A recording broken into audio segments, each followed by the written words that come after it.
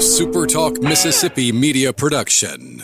You're listening to Sports Talk Mississippi On Demand, presented by Pearl River Resort. Escape to Choctaw, Mississippi and enjoy world-class gaming, the Dancing Rabbit Golf Club, and Geyser Falls Water Park. Escape to Pearl River Resort. Sports Talk Mississippi is on the air. Sports Talk Mississippi is powered by C-Spire. Power your home or business with C-Spire Fiber. To learn more, visit supertalk.fm/C-Spire. C-Spire Fiber powers SuperTalk Mississippi.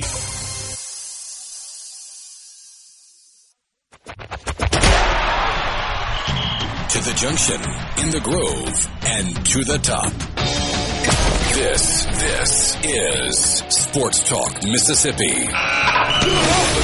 On your radio and in the game, right here on Super Talk Mississippi.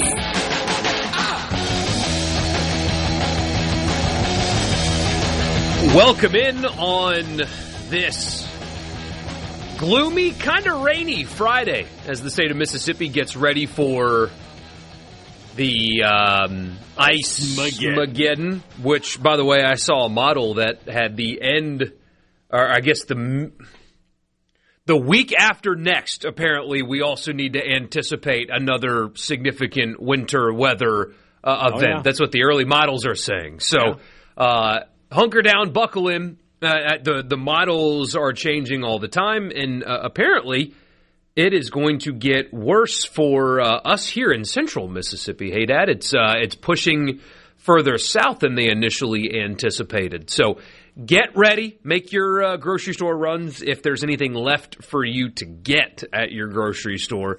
And be safe, and most importantly, bring your outdoor pets inside, please. They can't survive this. The doghouse isn't good enough. The little cat hut that you made, bring them inside. That's what's best for them. And be safe out there this weekend. I'm Michael Borky. He's Brian Haydeb. Really glad that you guys are with us. We got a lot to talk about. Dabo Sweeney and his athletic director, apparently, Graham Neff, I believe is his name, correct? Isn't that his name? Graham Neff? Sure. They are set to address some things after they lost a commit/signee, only scholarship signee, to Ole Miss in the last minute of the transfer portal, and they're hot, and apparently they're going to talk about it.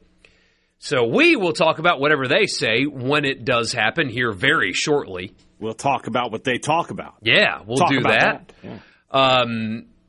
Greg Sankey got stuffed in a locker, and we're going to turn that into some content. We'll have fun with that today, and a whole lot more with you. So glad that you guys are with us. We are glad that you have joined us here in the Pearl River Resort studios. Pearl River Resort, again, this weekend, maybe we stay at home. But next weekend, well, maybe we stay at home again. But the weekend after that. Plan your trip. Start planning that trip to come to Pearl River Resort to do whatever it is you like to do. Whether you just want to sit back and relax or you want to have a lot of entertainment provided for you, it's all right there for you at Pearl River Resort. Book your stay at pearlriverresort.com. C-Spire text line is open to you at 601-879-4395. Ready for your winning strategy? Here it is. Join C-Spire. All the technology and support you need to succeed at home, at work, and everywhere else. Visit cspire.com today. C-Spire, inspired by you. I'm very proud of myself. My gas fireplace did not work before I started working on it.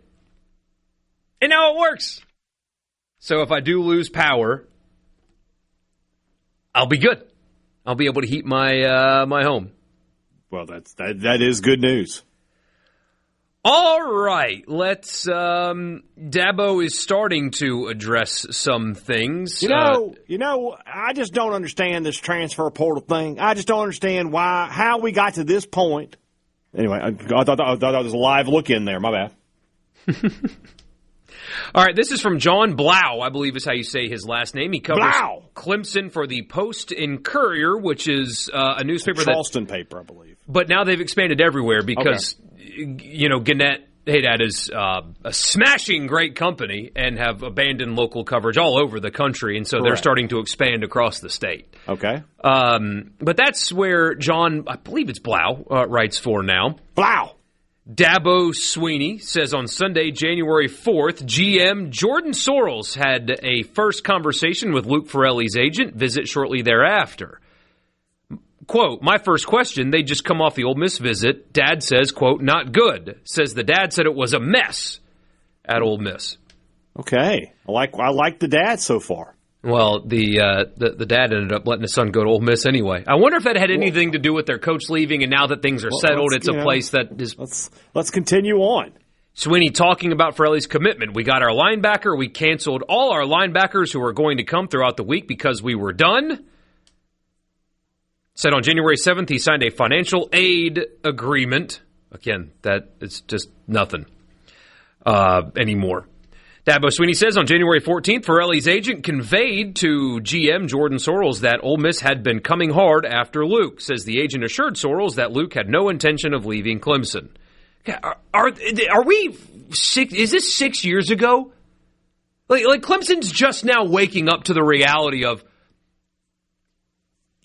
a commitment doesn't mean anything. What why are you guys so mad about this? Wake up. That's why you're not winning anymore anyway. There's more. Dabo Swinney says he told the GM to reach out to Ole Miss's GM. Quote, I'm going to give him some grace and let him know we know what's going on, and if he doesn't cease communication, we were going to turn him in. I thought that was going to be the end of it. It wasn't. Now, I will say this. We always say, don't tamper because everybody's tampering. Clemson might be the one that's not tampering. They might have a moral high ground to stand on here. Swinney says Golding had Trinidad Chambliss call Luke Ferrelli to push him to get in the portal. Jackson Dart also called him. Oh. Again, Luke Ferrelli assured everyone he wasn't going to leave. Hey, Dabo, Clemson, Ole Miss had players sign rev share contracts with them and still left. Wake up. Anyway, Swinney says Golding texted Luke Ferrelli a picture of a $1 million contract. Then Ole Miss doubled the offer. 2 years, $2 million. That is according to Dabo. Dabo Swinney says the Ole Miss GM communicated to Luke Ferrelli's agent that he wanted no part of this, but Pete Golding just does what he does. Yeah, I am sure that Pete Golding's GM was like, hey, guys, actually, I'm going to throw my head coach under the bus. Yeah, that totally happened, for sure. 100% that Austin Thomas threw his coach under the bus. 100%, guys. Are you calling Dabo a liar? I just want to just say it out loud. No. He's a very, very religious man. Apparently, Luke got a text in his 8 a.m. class, and Golding said, I know you're signed. What's the buyout? I hope that's true. I want to see the screenshot. That's hilarious. I mean, y'all are just terrible people. I didn't do this. You enabled it. I didn't do it. Are we going to pretend now like... Yes. Okay. We are going to pretend. Okay. I'm glad that... We're pretending. I'm glad that we're pretending. Yeah. Swinney on Friday, January 16th, quote, I'm back at work. I'm in my office. 4:14, Jordan Sorrells comes to see me. He had a call from compliance that Luke was in their office trying to re-enter the portal. That's how it works. Swinney says the agent communicated if Clemson added a second year at $1 million, the agent said he'd turn over evidence of tampering. Clemson GM Jordan Sorrells says he wasn't taking that deal, Swinney says. I appreciate something that they're doing. Ole Miss fans aren't going to like this part. I hate crying about tampering when you don't name names. Mm-hmm. I am on record on this show. The Southern Miss Burners got really mad at me that day for some reason when I was talking about East Carolina baseball, of all things. If you're going to cry tampering, name names or don't. At least Dabo Swinney's like, hey, here's who did it, I actually respect that. If you're going to be upset about it, if you're going to talk about how awful this is, well, put them on blast. Attach a name to your complaints, and you have grounds to stand on. I actually do respect that out of Dabo. If you're going to complain, complain.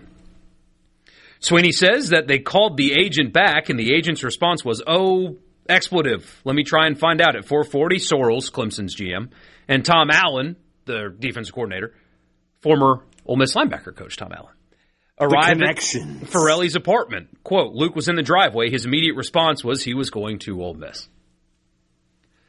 What's interesting about this, hey, Dad, is in this press conference, they announced Chad Morris as their offensive coordinator. If I understand it correctly, Chad Morris's daughter works in the Ole Miss recruiting office, and she's married to a staff member at Ole Miss.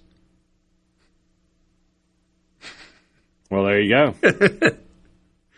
So, what do you think? Well, like I said, I think what I could find interesting is this: is that we've talked so much about Clemson and their reluctance to be involved in the portal stuff. So this could be the one school that you can't blackmail. Clemson's probably not tampering. Which means if Ole Miss tampered, they could push for. They could investigate. They could have an investigation. But who's going to punish them? Well, that's the other key. But you would at least get the dirt out there. They are trying to put the dirt out there at 4:00 Eastern. Yeah, the timing is terrible. On a Friday. It really should be like a Tuesday, 2:00 in the afternoon kind of thing. And we're not, staring down the barrel of the biggest ice storm in a decade, Sports Talk Mississippi. We'll keep on this. This is fascinating, unfolding in real time. We'll be back.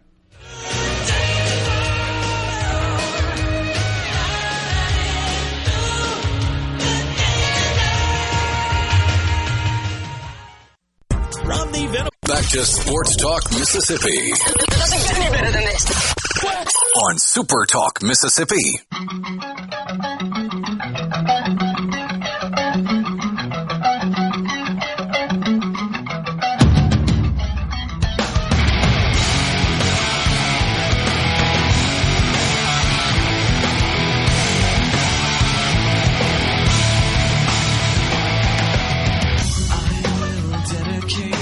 Sports Talk Mississippi, back here with you on a Friday afternoon. Michael Borky talking to sources in the background, trying to find out the difference between, as Dabo puts it, tampering and blatant tampering. Y'all got that blatant tampering going on up there in Oxford. Dabo's, he's just after it. To me, this is Dabo Swinney, quote, to me, the situation's like having an affair on your honeymoon. Says he's had a lot of other coaches reach out to him. I want to challenge. That took a second. I know. Wife's down at the bar, I guess. I don't know what's going on. Dabo says, I want to challenge all of them. You need to step up and call it out. Otherwise, don't complain. That's the thing, Dabo. That's the thing, man. Is they're all doing it. They're all doing it, man. He says he got the ACC's commissioner involved. Okay. What do you want him to say to you as Miami's taking Duke's quarterback through tampering? What do you want him to say to you? What do you want him to do? That would be my question to him. Oh, one more quote. He just keeps going. This isn't about protecting our program. This is about college football. I'm not going to let someone flat out tamper with my program. If you tamper with my players, I'm going to turn you in.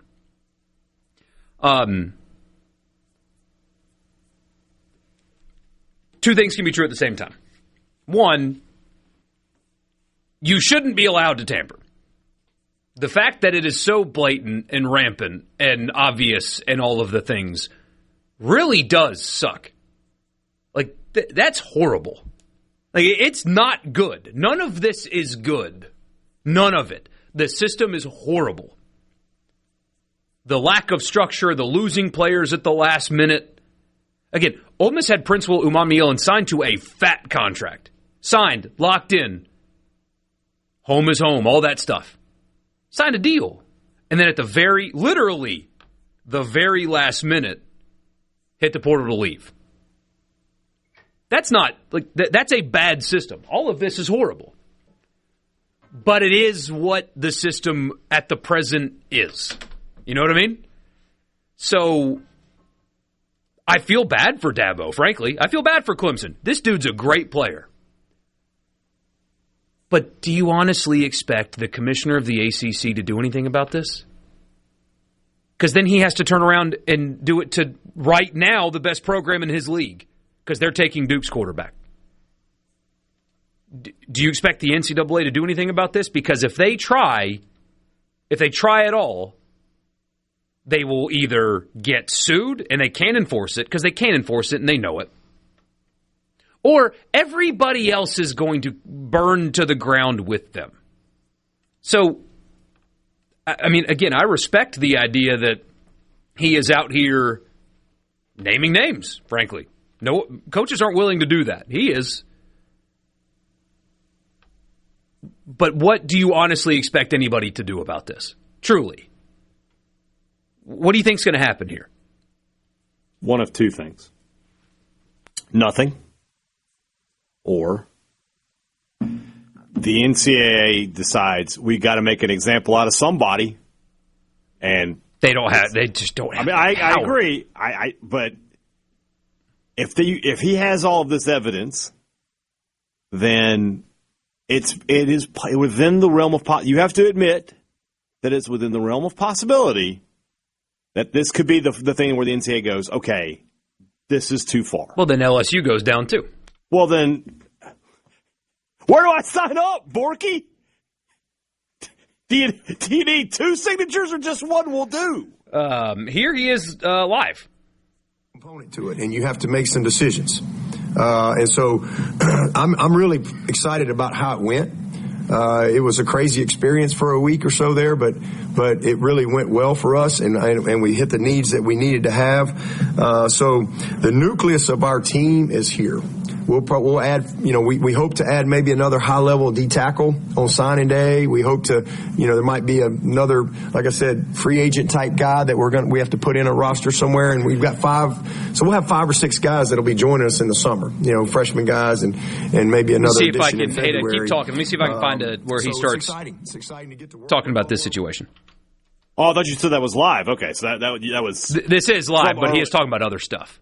Okay, so you're going to go back and try to find where he was talking. So he's moved, basically, in what we just heard, he's moved on to talking about his actual team and his signing class, and we forget that there's another signing day for football coming up in a couple of weeks. Very public situation with our portal signee that signed with Clemson, moved to Clemson, went to class, trained, and now he's no longer at Clemson. So I know y'all have heard a lot about that. My objective today is to just provide a little bit of clarity, a little bit of context as to what happened with this situation. So first of all, we did everything right.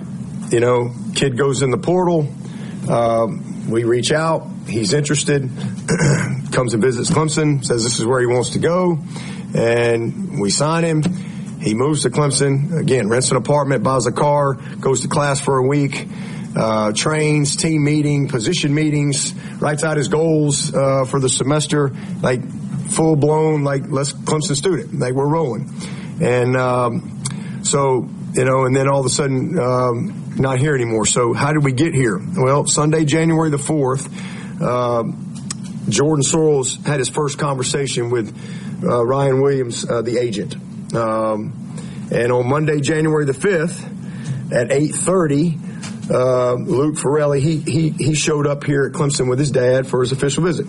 And they came over to my house a little after 9 or so that night. Okay. So I had a chance to meet with them for the very first time. And, it was just to get to know each other right there at the beginning. And, had a good conversation. My first question was, hey, they had just come in off of Ole Miss visit. I said, how was the visit?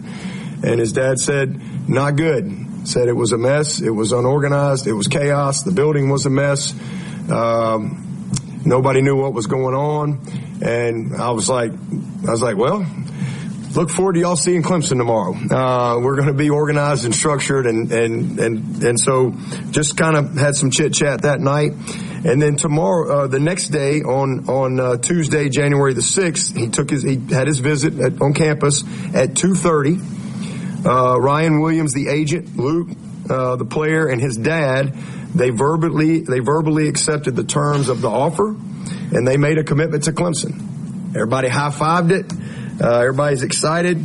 We got our linebacker. We were going to take one linebacker. We're going to take one. So we got our linebacker. We canceled all the visits of all the other guys that we were going to schedule to come in throughout the rest of the week because we're done. We're taking one. We've made our commitment. He signed. All right. So, or the next day, Wednesday, that was 2:30 at 3:15. Luke and his dad left town to go back to California. Then Wednesday, January 7th at 11 a.m., Luke signed his financial aid agreement with Clemson. And then Sunday, January the 11th, he moved to Clemson. Again, rents an apartment, buys a car, goes to class for a week. He's in training for a week, team meeting, position meeting, all that. All right. And then on Wednesday, January 14th at 9:49 p.m., the agent, Ryan Williams, calls Jordan Sorrells. And during that conversation, Ryan conveys that Ole Miss has been coming hard after Luke.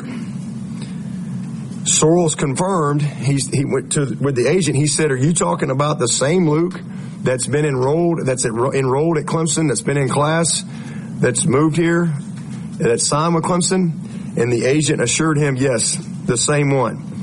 But he also assured Jordan Sorrells that Luke had no intention of leaving Clemson, but just thought y'all should be in the loop and check up on him tomorrow. So Thursday, January 15th at 11:45 a.m., just this past Thursday, Jordan came to me and he told me about the conversation that he had the night before with the agent at 9:49. And so I told Sorrells, I directed Sorrells, hey, you reach, I don't know. I said, who's their GM? He said his name is Austin Thomas. I said, will you reach out to their GM? He said he knows him. And I said, listen, this guy has been a head coach for 4 weeks. I said, you reach out to the GM. I'm going to give him some grace. And you let him know that we know what's going on. All right. And if he doesn't cease communication, I'm going to turn him in. And so I really thought that would be the end of it. But it wasn't. So after that was 11:45 at 12:10. All right, so that's Dabo breaking down exactly what went down. This is pretty wild that it's just being so publicly discussed. So we will keep on it. A lot of your messages have come in. Some of you are asking for kind of like okay, what's going on here? So we will reset when we come back. Sports Talk Mississippi. Don't go anywhere. Show me what it's for, making me understand it. I've been crawling in the dark, looking for the answer. Is there something more than what I've been having? I've been crawling in the dark, looking for the answer.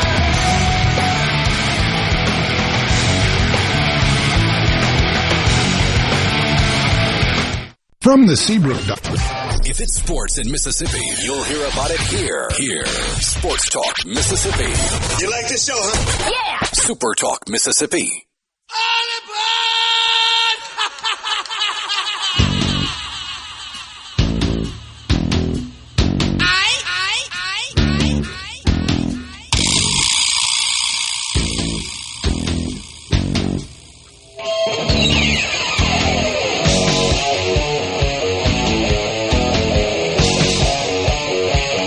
Sports Talk Mississippi. Back with you here on a Friday. I'm Brian Haydad, Michael Borky here with you. Sports Talk Mississippi is brought to you in part by AgriGold. AgriGold believes progress in the field starts with seed and the people who plant it. That's why AgriGold focuses 100% on seed, delivering trusted genetics and solutions to help you get more out of every acre. Contact Kerry Baker at 662-836-7417. He's your local AgriGold representative to learn more, or you can visit agrigold.com to explore seed solutions and agronomy resources. Plant your legacy today with AgriGold. I agree with my friend Callum McAndrew, who covers Missouri for the Columbia Tribune. Forelli, 8 a.m. class, what are we doing here? That's a rookie mistake. That is a rookie mistake. What are you doing at 8 a.m.? You're an athlete. A sampling of the text line. We got a lot, but here's one. He's alleging, I think that based on the previous text, I think this person is some kind of legal expert of some kind. Anyway, Message says he's alleging interference with an advantageous business relationship. The problem is twofold. One, he never had any relationship from which to enjoy any advantage. And two, There are no rules governing this situation like there is case law on interference. I'm sure some of you know what that means. Well, I'm sure some of you know what that means. I know exactly what it means, Borky, but why don't you explain it for our listeners? Yeah, I'll just let him follow up. Okay. And yeah. I told you the other day we needed to get a lawyer on. I didn't know we were going to need him twice in one week.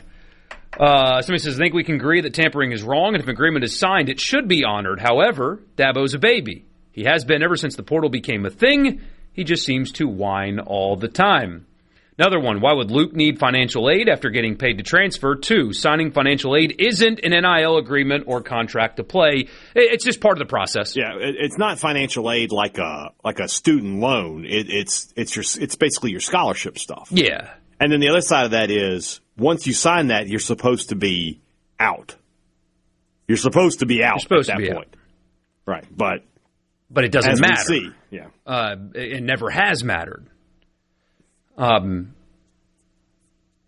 This is going to have to get done. Ross Dellinger put out that, schools are getting frustrated with just how easy it is to do, and that they're realizing that enforcement needs to come at the conference level.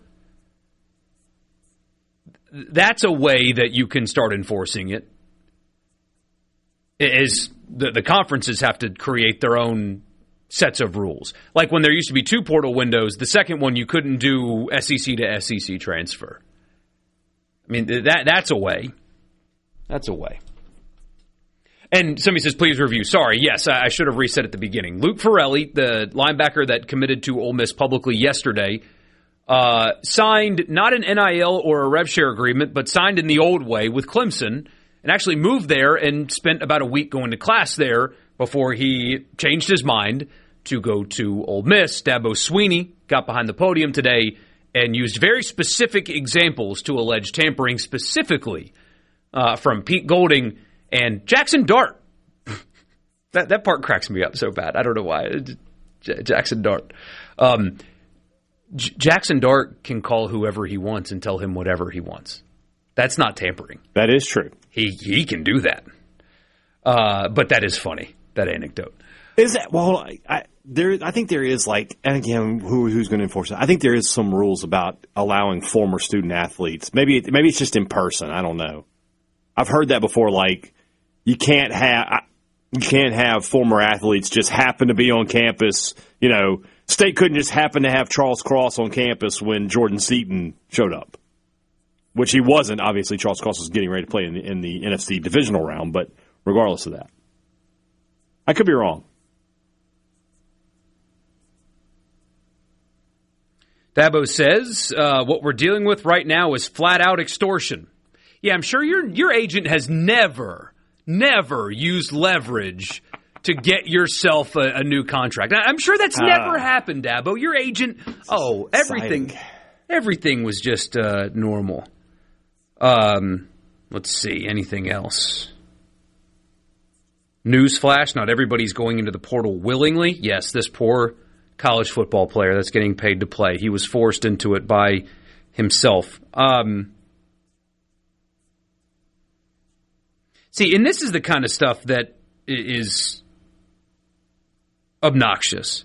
Mm-hmm. Dabo Swinney says he thinks it's better for athletes to stay in school for a semester before they transfer. Well, yeah, no crap, but coaches across the board only do the first half of the problem. They've identified a problem and they complain about the problem, but they don't offer an actual solution to the problem.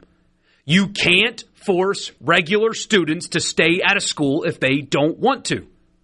And because of you, Dabo, and all of your colleagues and your AD that's sitting next to you and your university president, because of your stances on these things, you can't force players because you have decided to continue to treat them like regular students. You can't restrict the movement of regular students. Can you tell a sophomore engineering major that he has to stay at Clemson for a semester if he doesn't want to? No. So you can't tell a football player to do that too because of you. You are why this is the mess that they're currently in. You and Kirby Smart and all of them. Every coach that has spoken publicly about this has not advocated for the right thing. credit to Tennessee's athletic director, of all people. He's been an advocate for a CBA publicly for a while now. If you want to do stuff like that, that's how you do it. Until then, sorry. I do want one thing from you. I just want this from you. You're going to give this to me, too. You ready? You got to admit, after all the past couple of weeks of Ole Miss fans whining about tampering. I didn't. Don't loop me in with other people. I didn't say you. I said Ole Miss fans. Not that you're not. I'm just saying that you. I speak for myself and myself only. Just want you to admit that they were whiners. I mean, we talked about it on this show. That's why you don't cry about tampering. Exactly. I just want to hear it. Just say it. Just say it. They were whiners. Just say it. Anybody that was crying about Prince Will and all that stuff at the end, this is why you didn't. I said it here multiple times and on the podcast multiple times close enough. because you're doing it too. I'll take it. Michael Borky calls Ole Miss fan whiners. Check this out. Check out this clip. Anybody that cried about tampering was wrong. Exactly. You can acknowledge its existence, like, yeah, Lane threw Hail Marys at the very end to try to get Ole Miss players to hit the portal. That did happen. Yeah. You fought them off for almost all of them. But, yeah, crying about tampering falls flat to me. Somebody says it's a systemic issue, not the coach's fault inherently. I do agree with that. I mean, but they contribute to it, though. Dabo Swinney famously had the quote of, if players start getting paid, I'll go do somebody else because there's already too much entitlement in this world. He hadn't quit his job yet. The resistance to this caused this.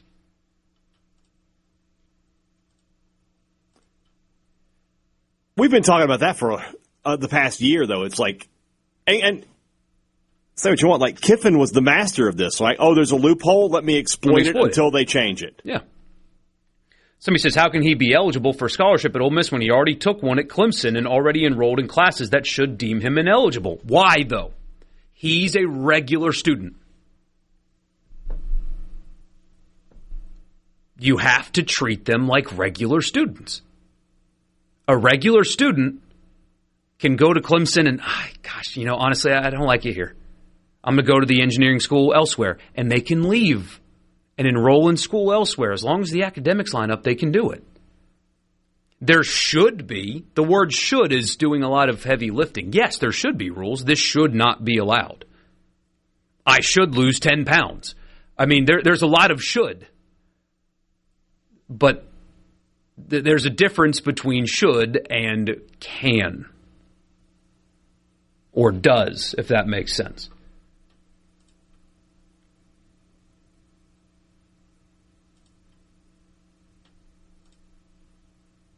We were talking about what we wanted to do today, and we had all these, we haven't talked about John Talty. We did recap it. I'm just saying, though, like John Talty, 24/7 Sports, CBS Sports, is going to join us in a little while, and I thought we were going to talk about some, way too early stuff and, blah, blah, blah. Nope. John gets to come in. It's going to be like John never left Mississippi. Just jumps right in. Ole Miss NCAA violations. Here we are. Welcome home.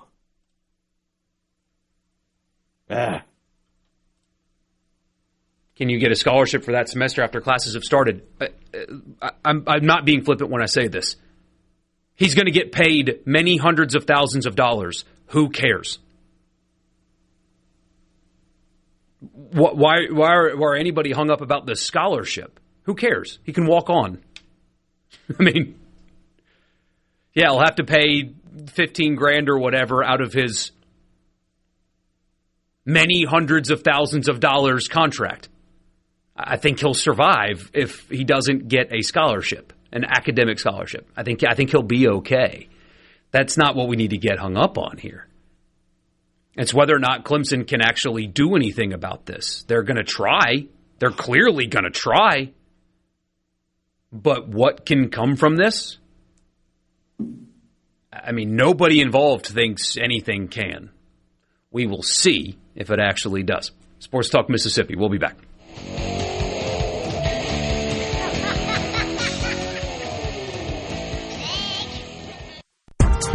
What we're going to do right here is go back. And now back to the sports. This is Sports Talk Mississippi. So let's get rolling on Super Talk Mississippi.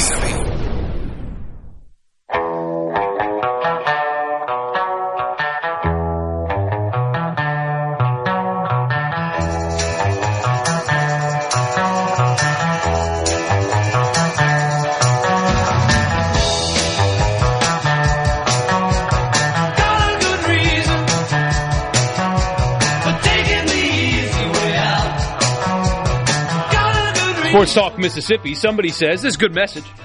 I'm not completely disagreeing with you, Michael, but a regular student is paying to go to school, not getting paid like athletes. You're right. The college football players are not regular students. But by God, do the schools insist on treating them like it? They do. And because of that, you can't really enforce rules upon them. That's why the NCAA keeps losing in court about money. I mean, that's why they're getting paid to begin with, is because they got sued and lost. Because, wait a minute, why aren't you letting legal adults get money? Oh, because they're amateurs. Well, says who? Well, we do. Under what power? Because we say so? Yeah, it doesn't work. Well, a player wants to transfer. Why does he have to sit out? Well, because we say so. Okay, but he's a legal adult. Did he agree that he has to sit out if he leaves? Well, no. Okay. No more sitting out a year rule when you transfer. That's kind of how these things go. It sucks. I mean, look, Dabo is right. He's right about a lot of this. It's nuts. If they can prove that Pete Golding texted a player while he was in class at Clemson and said, "What's your buyout? I got you." It's funny, but that's... Go through an agent. What are you doing? What are you doing if that's how that went down? If you're an Ole Miss fan, you see that and you're like, that's not smart. That would make me like nervous about Golding. Like, if he's going to be doing that kind of stuff, that's not smart. But who's going to stop him? You're right, but like, and not even like texting the athlete directly is the problem. It's that he's doing it. I mean, there's get one of your GAs to do it. There's,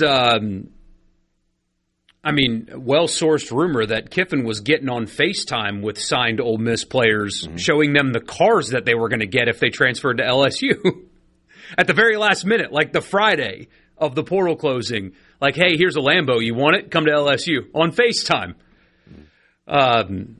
But that's also Lane Kiffin. You know, he does things a little bit unorthodox as well. Ole Miss fans are going to like this. That made me laugh, too, honestly, when I heard that. I chuckled. I was like, of course he did. Crazy town. Can y'all discuss how you would fix all this? It's a very easy discussion. Collective bargaining. That's how you fix it. Congress has not done it. They've been begging them for years. I don't trust Congress to do it anyway. The NCAA is powerless. Well, we think they are. Clemson sure is going to try to get them to be. Yeah. The Clemson is going to try. Now, Stuart Mandel points out that tampering is not even a level 1 violation. It's not even per the NCAA's bylaws that bad. Which, by the way, why is that not a level 1 violation? That's weird that it's not like one of the highest violations you can get. I mean, the second all this happened, shouldn't you have increased the incentive to not do it when you had the opportunity? I don't know. Yeah, doesn't make a lot of sense.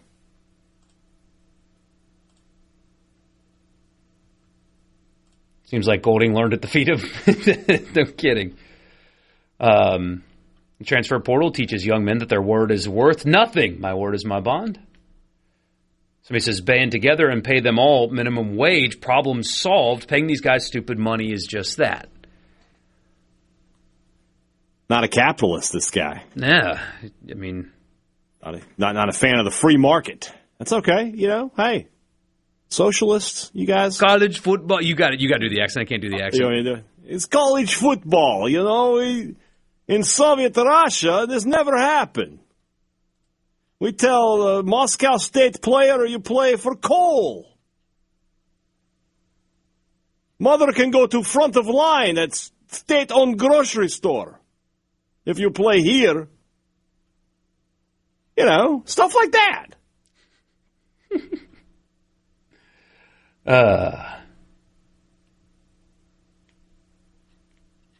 Mitt Winter, who we will have, speaking of lawyers, I have been efforting the lawyer thing, by the way. Mitt Winter is I love when you effort.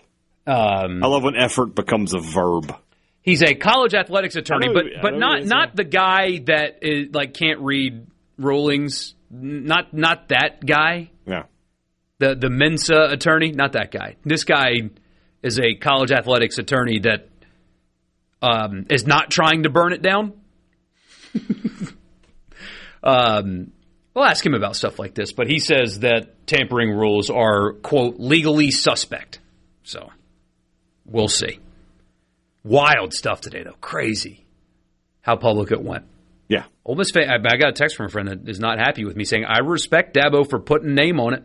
If you're going to cry about tampering, put a name on it. Yeah. Otherwise, you're wasting your time. Dabo got people talking today, at least.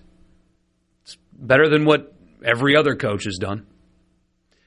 We'll be right back. Sports Talk Mississippi. Stick around. Super Talk News, and then we'll keep talking some college sports on this Friday. Communication system is a go. Go! This is Sports Talk Mississippi, right here on Super Talk Mississippi. Exactly.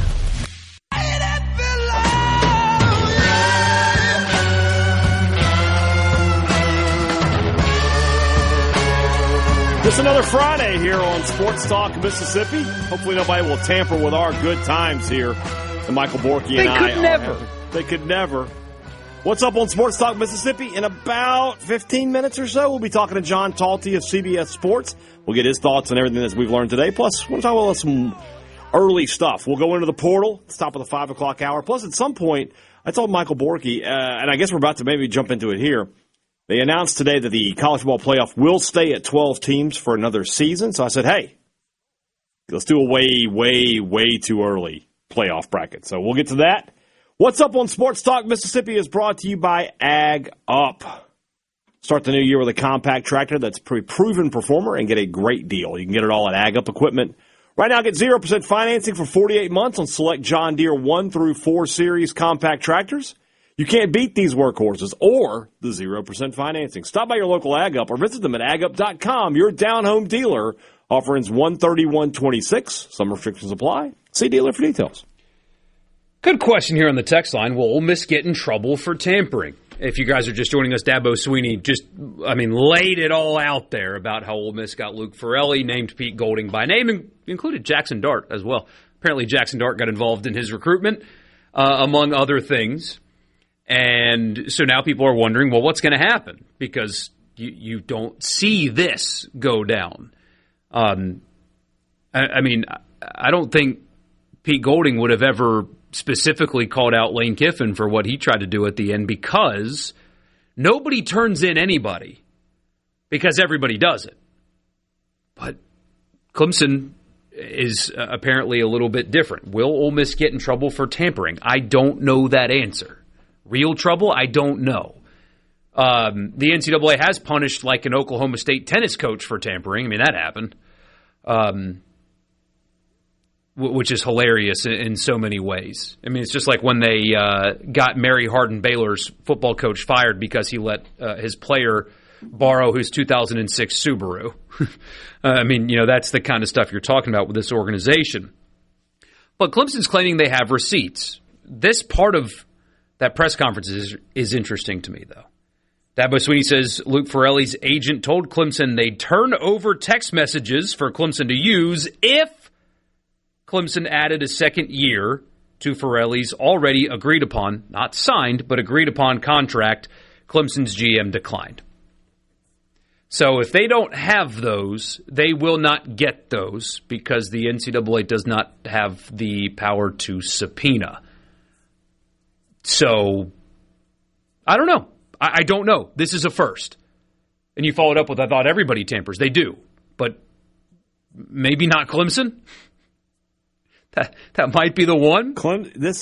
It's going to be. I'll say this. Ole Miss is going to have to deal with this. They will have to deal with it. I will laugh if it's Clemson that does this because they were the ones who all along were like, we don't want to be involved in this. And they're the ones, like the one school. Golding could have tampered with literally any other school's players, and nobody would have had a leg to stand on. But he went after a Clemson guy, and Dabo's like, well, I don't do that. That's going to be really funny if it happens. James says, how do you prove it without any legal power to subpoena communication record? That's how you don't do it. I mean, you don't. That's how. Right, but if they don't have anything more, if they don't have that, if they just, the agent told me that he'd give me that, but we said no. They have screenshots, though. That's not what he said. That's not what he said? Mm-mm. Okay. If they do. Yeah. But then, here's what a lawyer would do. Okay, prove that it's real. I can go right now on any service and manufacture a screenshot for you. Yeah. I can do that. You know what I mean? That's what this would turn into. Yeah. I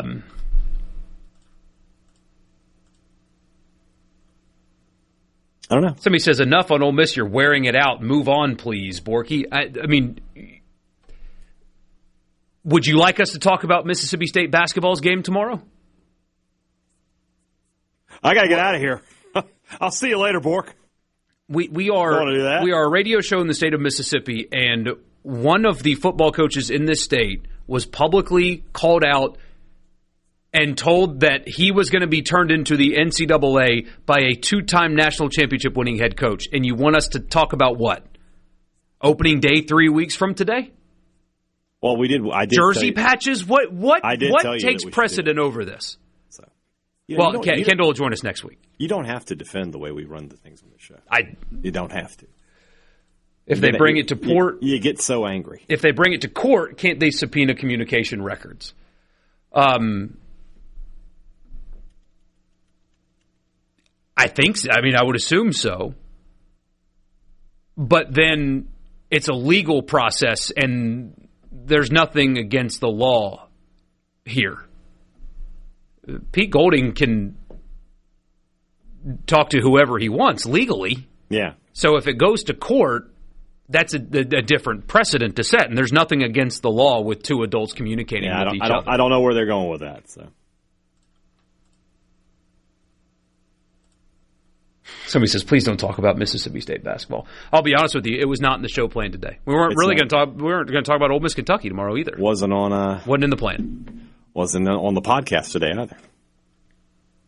Did football and baseball. Somebody says, I don't see how Ole Miss can get in trouble for something that everyone in the league is doing except for apparently Clemson, because then all the other teams would have to get in trouble also. So maybe going forward in the years to come, it will become a thing, but I don't think Ole Miss gets in trouble. And I mean, this is a precedent setter, isn't it? I mean, that's a fair thing to say. Yeah. It's the first time. This is the first time that this has happened. Like this, yeah. So for sure. We'll see how it goes. We will see how it goes. We will. But asking the ACC commissioner to help use Rich, considering who's going to play quarterback for Miami next year, that's pretty rich. Yeah. But, boy, both teams in the national championship have a lot to replace, by the way. Yeah, but I mean... But everybody does. In this day and age of college football, that's every year. Like, it's who's bringing back a ton of guys, you know? That is true. I saw a stat earlier, by the way, speaking of Miami returning guys. Mm-hmm. You have... Miami has a linebacker. Is it Mohammed Tern? Isn't that how you say his name? No, anyway, it doesn't matter. Miami has a linebacker that is returning for his 8th season. It's too much. Of college football. His 8th season of college football. How did he get 8 seasons? He redshirted, COVID year, and 2 medical red shirts. Yeah. That's kind of where Whitson is, right? Whitson is in year 7, but he's got a couple of medicals. In there and JUCO. Yeah. He was in the recruiting class with Spencer Rattler. Oh, God. Rattler's in his third year in the NFL? Kayvon Thibodeau, Derek Stingley, Evan Neal, all in his recruiting class. Evan Neal was drafted in the same draft as Charles Cross. Cross has already gotten his second contract, right? Yeah, Cross has gotten his second contract. This guy's still trying. Like, his 8th year of college football. Oh, well.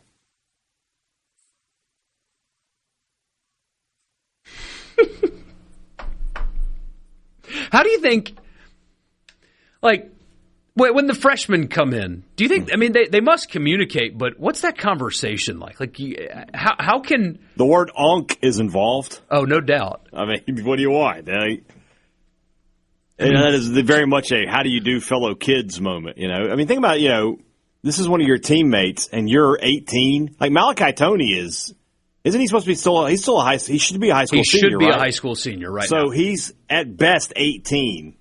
And you've got, a 24, 25-year-old?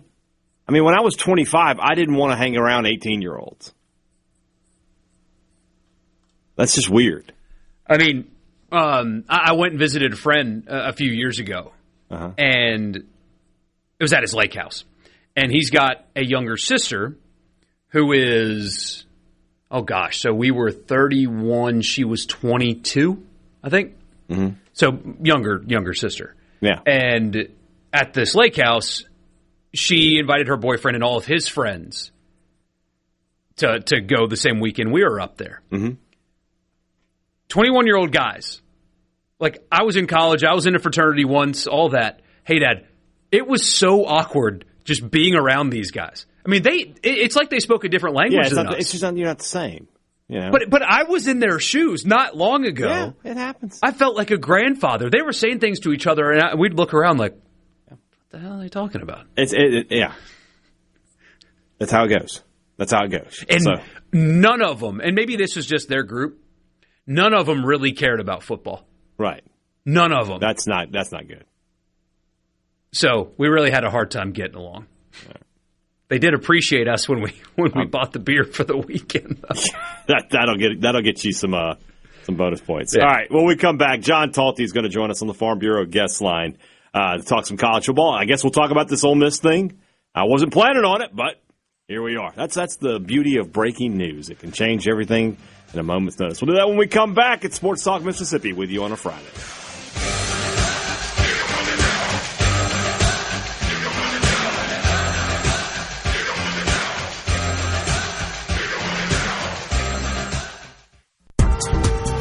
Mississippi. Sports Talk Mississippi. Do you ever get so excited that you just can't wait? Yes! Sports Talk Mississippi, covering your Mississippi teams. I've been waiting my whole life for this. Don't touch that dial! Here on Super Talk Mississippi.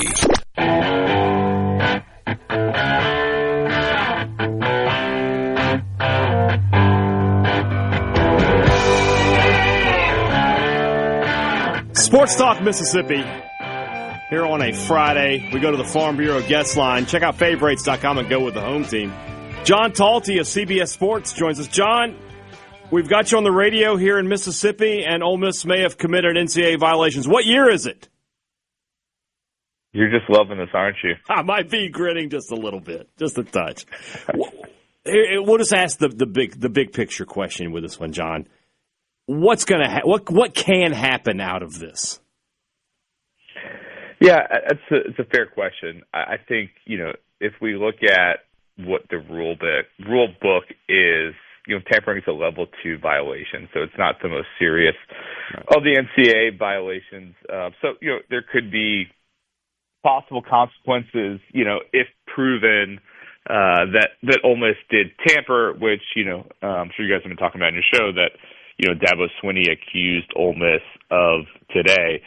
I think what is interesting is just that, it just has not been enforced, really at all. And, I think every coach, every AD, every administrator that I talk to at some point complains about tampering, and, pretty much nothing has been done about it. So it'll be interesting to see if there is an actual response here, if the NCAA actually does penalize Ole Miss in any fashion, and then what are the consequences of that? Knowing that tampering is just rampant throughout college football right now. I said earlier before you got on that you get all these coaches, administrators, and stuff constantly complaining about calendar, structure, rules, lack thereof, all that, but you don't really get anybody to cross that line into what needs to be done to fix it. Now, Tennessee's athletic director has been an outspoken advocate for something like collective bargaining.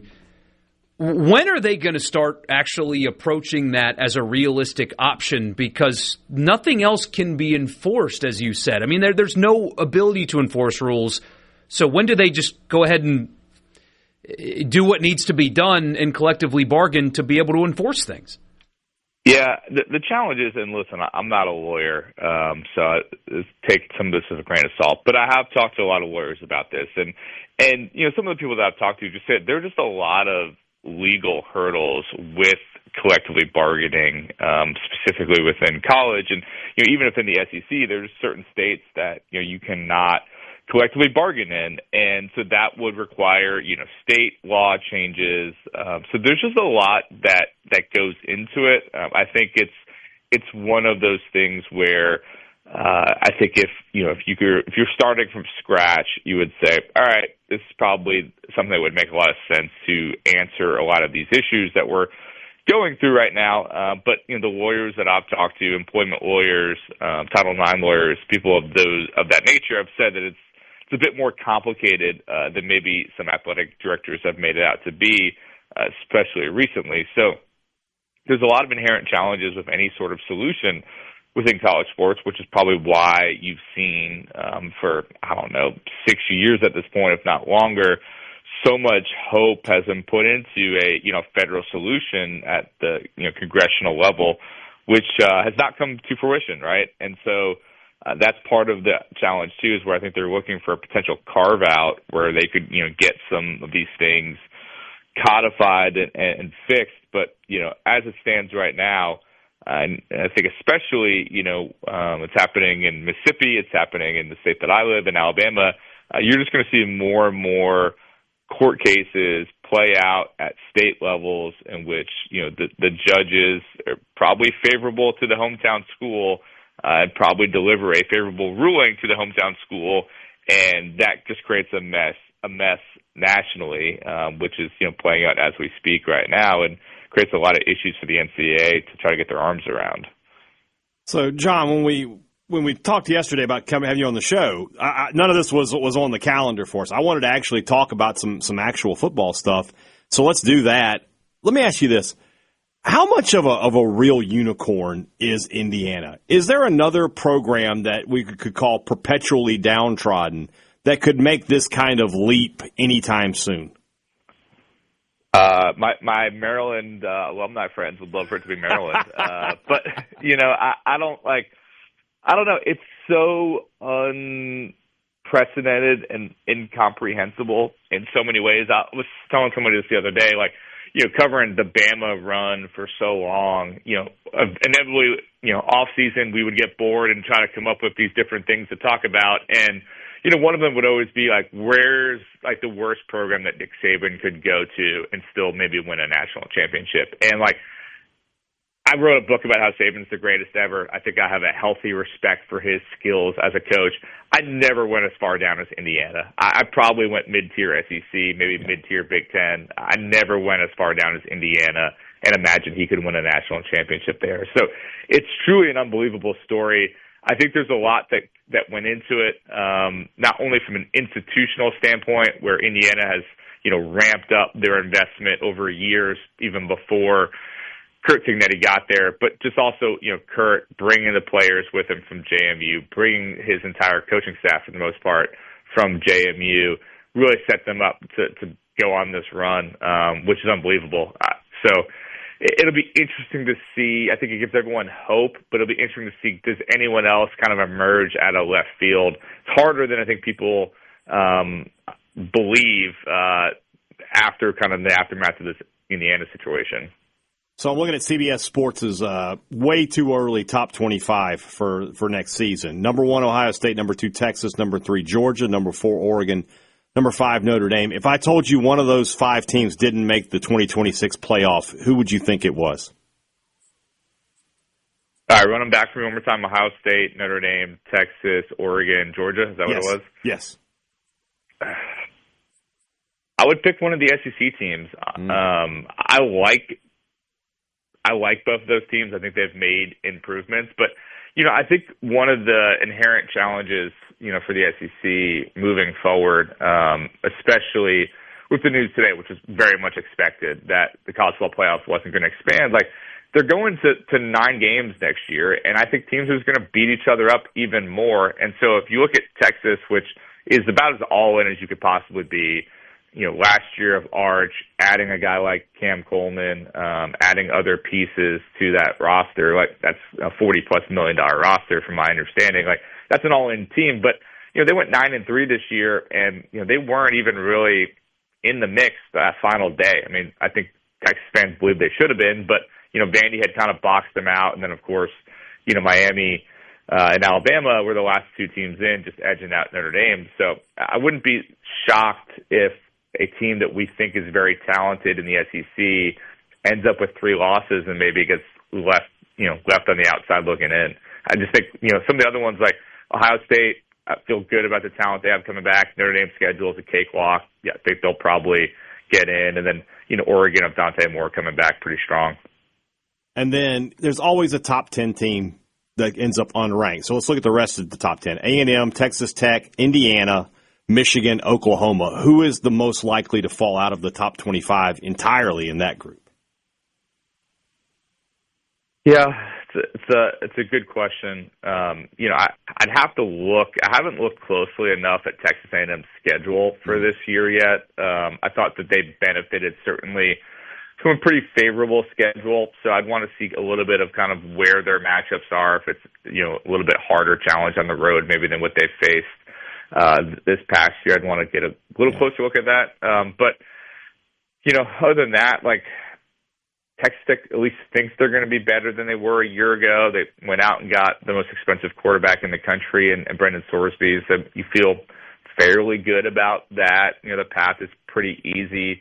Michigan's the one you could talk yourself into, but like, I've long been a huge fan and believer of Kyle Whittingham, and so I think he'll bring more toughness, more accountability, less off the field issues, obviously, than what preceded him, and so I kind of like them. So I guess I'd go either Michigan or Texas A&M, but I'd probably want to look a little closer at A&M's schedule to feel confident about that. A&M's got their Power 5 game or Power 6 game, Power 4 game, I guess, is Arizona State. So that's one that right off the top of your bat, you think it's at home. You think they'd be favored in that one. They are at LSU. They're at Alabama. They're at Oklahoma. We'll have to see how that all pans out. John, always a pleasure to talk to you, my friend. Talk some actual football and other things, and we'll talk to you again soon.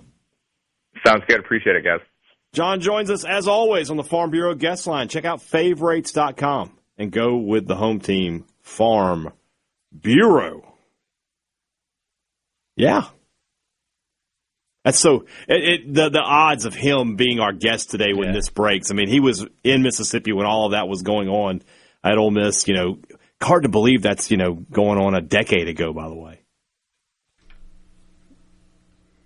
Yeah, it started around 12 years ago. So it would have started around 16. The signing day 16 is where it signing really day 13. Well, that's where it started, but it started to really take off after that 16 signing day, and then you had the 16th season, which was a disappointment for Ole Miss, and then by August of 17, he was gone. It's hard to believe. SportsTalk Mississippi. We'll be back.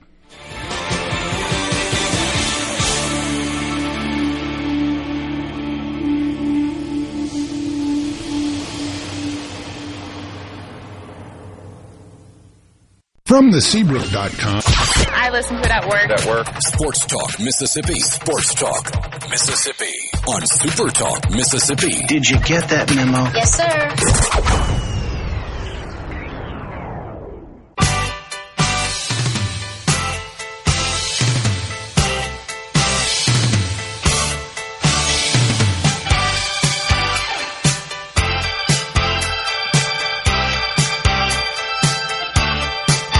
Welcome back. Sports Talk Mississippi. We got news today also that the Big Ten and the SEC could not come to an agreement on college football playoff expansion. Thus, it will stay at 12 teams. The college football playoff is going to stay at 12 teams with a couple of new stipulations. Number one, auto bids will go to each Power 4 champion regardless of rankings. So Duke would have gotten in over James Madison this past season. They claim that was in the works before James Madison made it. Still don't like. That's CYA because they were going to make the change anyway, but they're like, oh, no, we weren't going to do it, we swear. And then the other stipulation, of course, is that Notre Dame is guaranteed an at-large bid if they are ranked in the top 12. That means Notre Dame would have gotten in this year's playoff instead of Miami, who made the national championship game by beating Texas A&M on the road, Ohio State, and Ole Miss on their way there. Notre Dame would have gotten in ahead of them. Yeah. We've talked about this before, but it bears repeating. The SEC got absolutely shoved in a locker when it comes to 9-game conference schedule, college football playoff expansion, and the league is on a dominance decline. They don't dominate the sport anymore. Big Ten has each of the last 3 national champions. Bowl record was atrocious. Talent's more spread out. The SEC, they completely screwed this up and only made things more difficult for them. As you guys know, going to 9-game conference schedules next year and keeping the Power 4 requirement. The Big Ten doesn't have that. We've told you the last 3 national champions non-conference schedules. They're a joke. The SEC didn't get the playoff format that they wanted. Remember, we were told when they were going to 9 conference games, they're guaranteed to get 16, so it'll be fine. Nope. Playoff format is staying the same.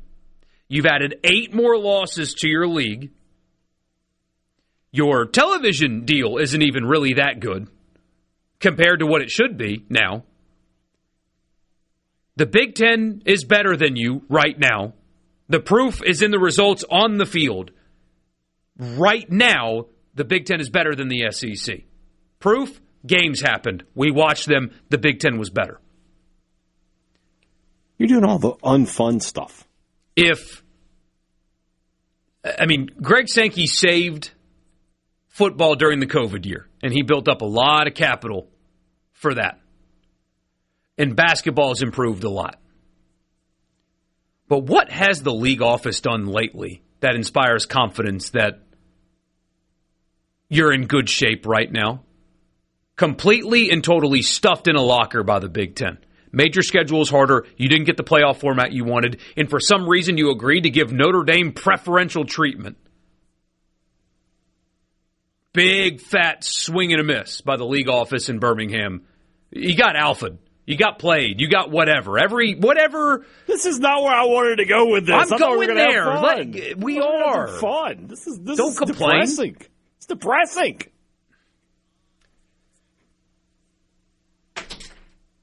Don't you throw things at me. Anyway, all that being said, we now know what the format's going to be next year. Go ahead and pencil Notre Dame in there, by the way, because their schedule's a joke. Weak. And I will say this. Sometimes bad decisions end up at the right decision. Keeping it at 12 is the right decision. For college football as a whole, yes. Because look, in year 1, they tweaked it from year 1 to year 2, right? Where the first year it was the top college. So you end up with Boise State as a 3 seed, which wasn't good. That's not how that should have gone. But we only have 2 years of this, and we've had a couple of outlier situations. But I don't think it's going to be. I just don't think it's going to be every year. Remember, the SEC was complaining last year when they had 4 teams in there. So I think by and large, everybody's going to be okay. But since we now know the format, and although the SEC has played themselves and given themselves more losses, portal's not quite yet done, but you generally have a pretty good idea of what each team is going to be. Yeah. Who are the 12 that are going to make the playoff next year? Well, I'm glad you asked because I put some thought into it. You got yours? I do, in a way, and I'll explain in a second. All right. Well, I got a top 12 here, so we'll start at the bottom. We'll start at the bottom. My group is 6. I missed last year, but I'm going with them again. UNLV won 10 games this year. Mullen in his second year. Their first week, they play They play Memphis in Las Vegas. That could be almost like a group of 6 playoff eliminator game in week 1. Winner of that game is going to have a huge advantage, I think, going the rest of the way. They also play Cal. What I like about their schedule, too, I went and looked, they play their last 4 games at home. That is crazy. You're talking about right in the middle of the playoff push for the playoffs. You get to play 4 straight in Vegas. Mullins, UNLV Rebels are my group of 6 team at the 12. You want me to just keep going, or what do you want to do? Keep going, yeah. All right, my 11, you heard John just talking about it, but Texas A&M, their schedule is not overly difficult. They, if they had gotten a better quarterback, they would almost probably be my favorite to win the SEC. They still have a ton of talent. They're really good. I have them as the 11 seed. My 10 seed is Indiana, just bringing back a lot. Plus, their portal class, they're starting to really take off in the portal. They're bringing in the TCU quarterback, Hoover, who's a really good passer. I'm just not betting against Cignetti. Not going to be the number 1 seed what they were a year ago. Maybe they'll be 10-2, but they'll be back in it. That's my 10 seed. Number 9, well, you'll hate to hear this, but it's LSU. Just too much talent, right? They're super talented roster. Kiffin's a good coach. If he gets the most out of Leavitt, they're going to win 10 games and go to the playoff. I don't think there's any doubt. There's doubt. Okay, there's some doubt. My number 8 is Michigan. I just look at Michigan. They were, if they had beaten Ohio State this year, they would have gotten in. And now you got a real coach with Bryce Underwood, who I think is a top quarterback, is going to be a top quarterback this year. The pieces are just in place for Michigan. They'll get to host Oklahoma. That'll be a good indicator early in the season for them. Michigan is my 8 seed, so they would host LSU in this scenario. Great. Would be incredible to watch, by the way. Number 7 seed is Georgia. Georgia is still going to be really good. 11-1, 10-2 kind of team. They'll be my 7. They'll host Indiana. That should be fun. My 6 is Texas Tech, the Big 12 champion, the only Big 12 in my top 12. Really, I mean, they are the as much as Ole Miss has been the face of the portal, Texas Tech has kind of taken that over because they are just they spend money like nobody else. Doing really well. Yeah, they got a billionaire back and everything. They're going from there. Texas A&M at Texas Tech in my playoff. I may have given some thought to the matchups and just try to paint it the way I would like to see it. I would love to see A&M at Texas Tech in the playoff. It'd be incredible. My 5 seed, poor Oregon. They can't stop getting these group of 6 games. But I have them as the 5 seed. My top 4 with the auto bids, number 4 is Notre Dame. They're scheduled. They should go undefeated. They absolutely should go undefeated next year. And they'll be I have them as they could be higher, but if they have 1 loss, they'll be the 4 seed. Number 3 is the ACC champions, the Miami Hurricanes. I'm just going to assume Mensah ends up in Miami. They'll have a good quarterback. They've got so much talent around him. That's the number 3 overall seed.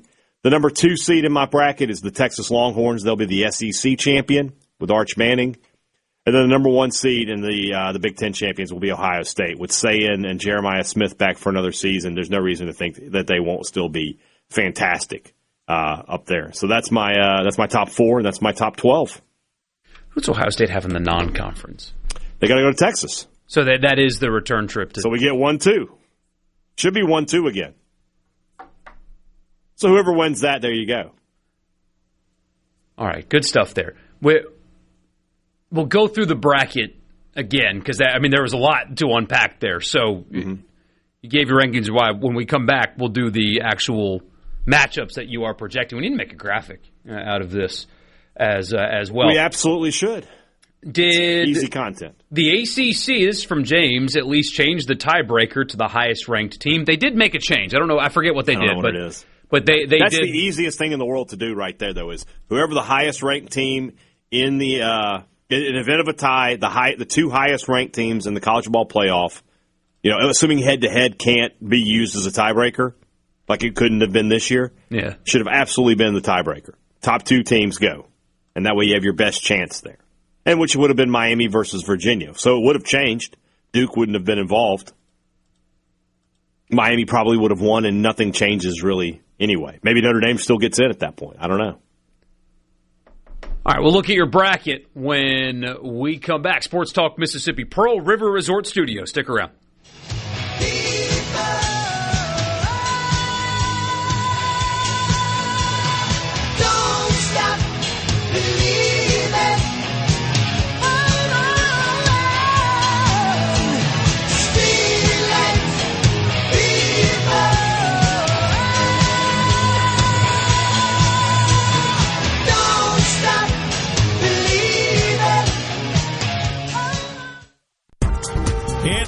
Can you feel it?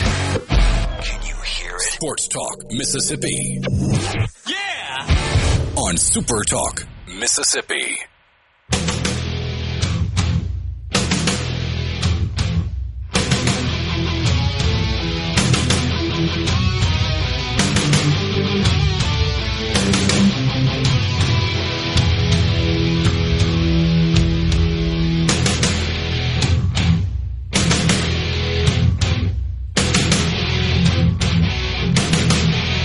I keep feeling like we're playing chicken sometimes. Like, who's going to talk first? Well, interesting here. Our friend at Foya Ball. He says, not to throw into question Lane Kiffin's honesty, but Ole Miss says it doesn't have any video footage from the alleged locker room break-in at Mississippi State that Lane Kiffin allegedly had on tape. So he made a public records request. And here's what he said. Pursuant to the Mississippi Public Records Act, blah, blah, blah, I am requesting the following documents from your athletics department. Any camera footage in possession of your school's football team or athletics department from locker rooms at Mississippi State University from the 27th of November to the 29th of November. Ole Miss's response, good afternoon. The university has identified no responsive documents to your public records request.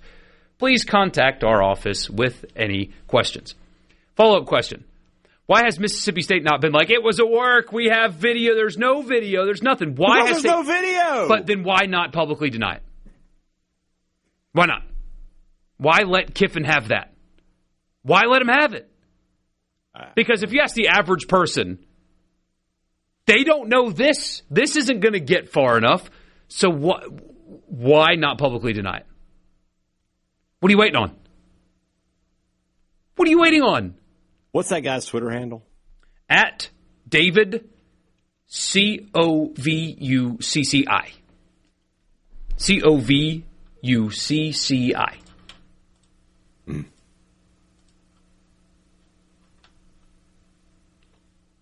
What are you waiting on then?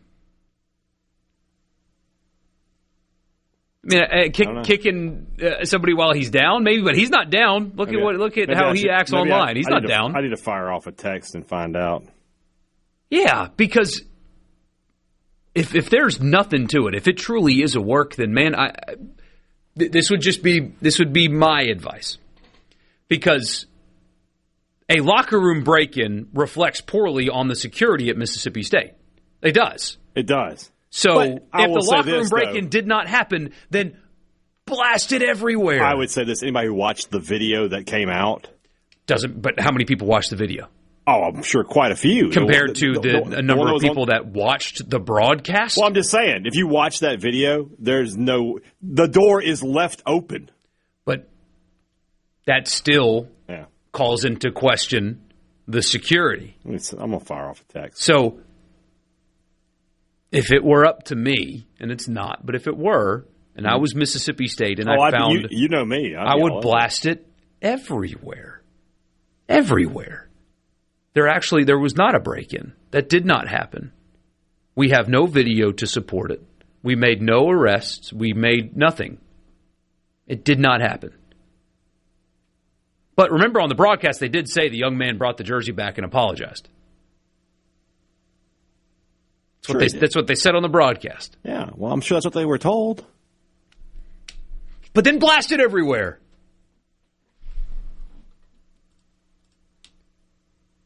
Somebody says grounds for slander. Well, that you have a really hard time. Well, nobody. Yeah, like it's impossible. Slander who are you slandering? The university? Yeah, you have a really hard time proving that or making that a thing in court. Let's see what my guy says.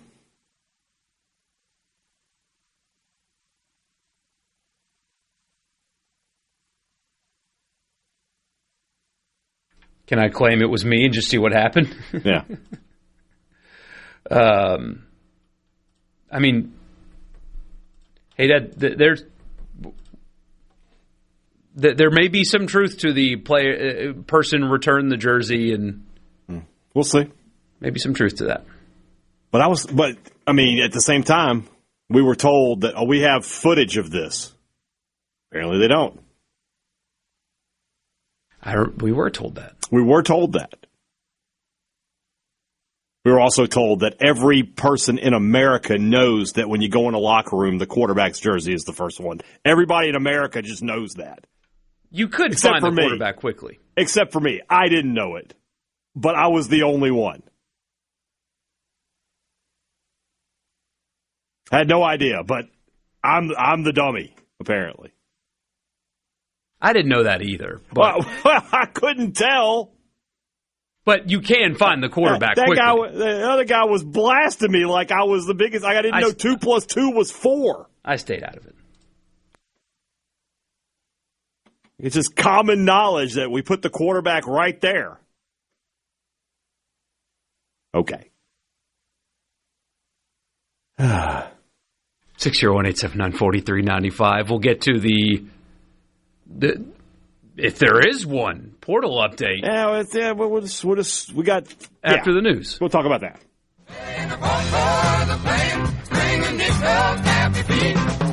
Down on the corner, out in the street, in the bump for the plane, bringing yourself happy feet. Down on the corner, out in the street, in the bump for the plane, bringing yourself happy feet. Down on the corner, out in the street, in the bump for the plane. I can't believe what I'm hearing. This is Sports Talk Mississippi, right here on Super Talk Mississippi.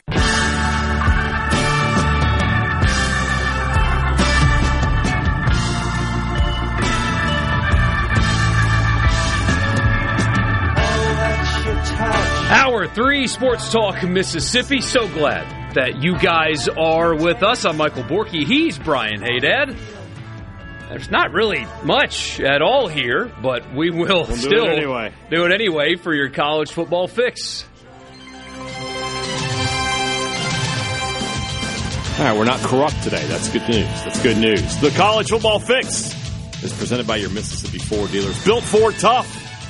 That's the best-selling truck in America, the Ford F-150. Don't mess around. If you're looking for a new truck, there's only one place to go. Your Mississippi Ford dealers today.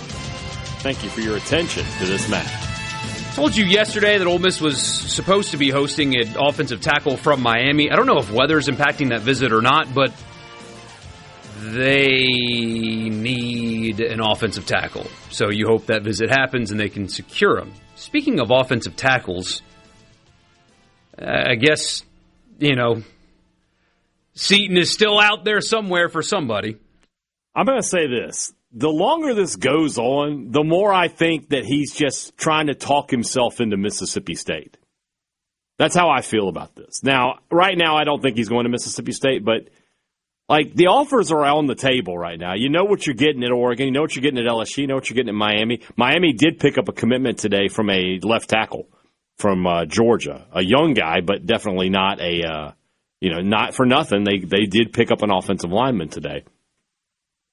And it just makes me wonder if Seton's sitting there and he's like, I don't know if State's offer is the best. My guess is that State has told him, look, we will do what it takes to get you here financially.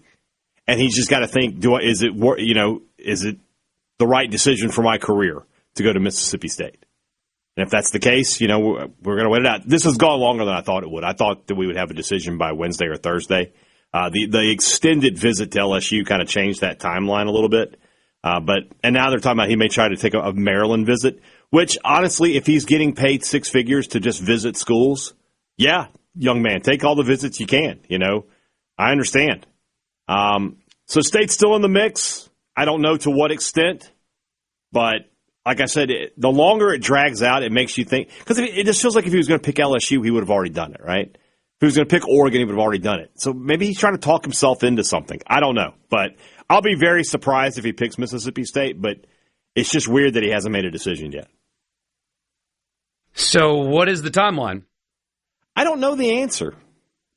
I don't know.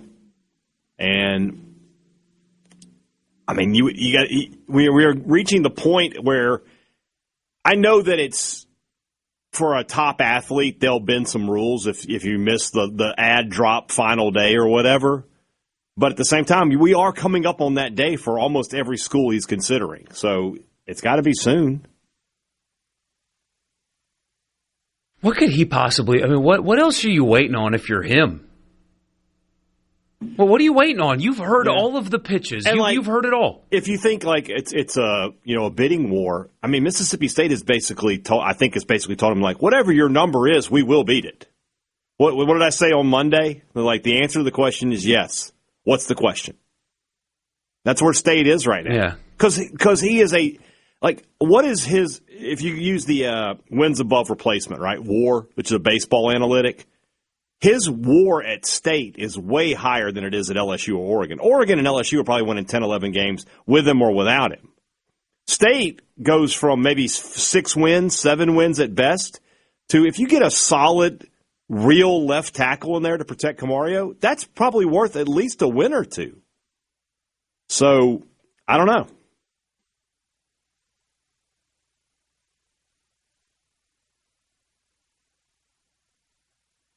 Somebody says, I saw something yesterday saying he was committed to Oregon. That was a fake.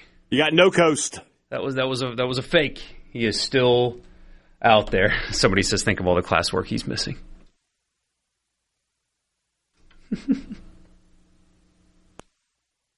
Man. Could he just wait until summer and enroll? I mean, he could, and somebody would wait on him, but that would be dumb. Yeah, you're not going to do that. At this point, every step he's taking is about his development to become a top 5, top 10 pick in the NFL draft. Why would you cost yourself practice and all of that? You want to get in there, because what happens then? You miss spring, you get in late in the summer, you don't know the playbook as well as you should, and maybe you don't look as good as you want to look. You want to get as many reps as you can. He wants to get in there, and the coaches want him in there too at every stop.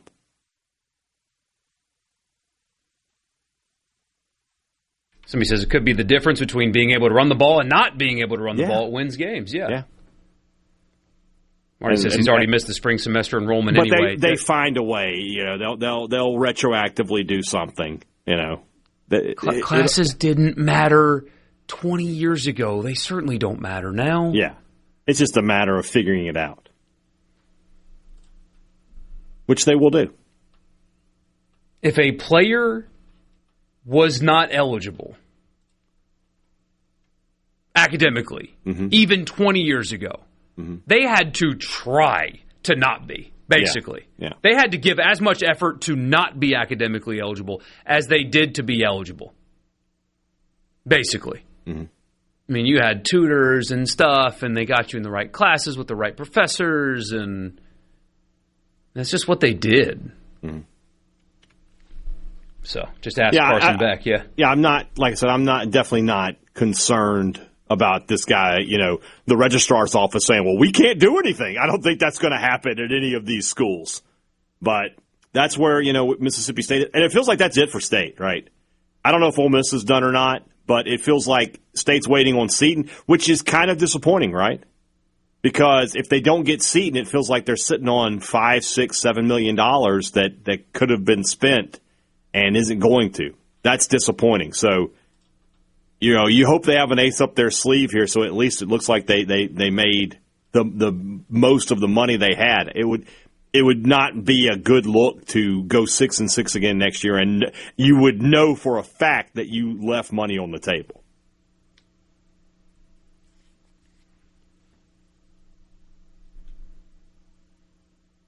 Yeah, because, if you went all in there. Exactly.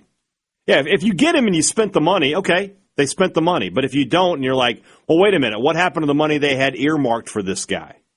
Oh, you didn't spend it when you still had a need at tight end and defensive end and an edge, and you could have brought in another running back, and you didn't spend that money. That's not a great look. So if you're State, obviously if you're State, you want to get him regardless, but you need to get that just to have that. So yeah. Except Jordan Wilkins. Yeah, I mean, that was, if I remember that correctly, that was an advisor that screwed up there. That wasn't his fault. That was the people that were supposed to get you in the right classes and stuff screwed up, and he had to miss a year because he wasn't on the right academic progress. Didn't take the right amount of classes or something like that. Yeah. If I remember that correctly, I may not be, but if I remember that correctly, that is what happened there. Huh. I don't remember that. Yeah. Somebody says Beck Beck admitted he hadn't been in classes in 2 years. Could he have been talking about in person? Yeah, he did have a degree. He was getting his degree. He had a degree already. He's probably taken some online courses.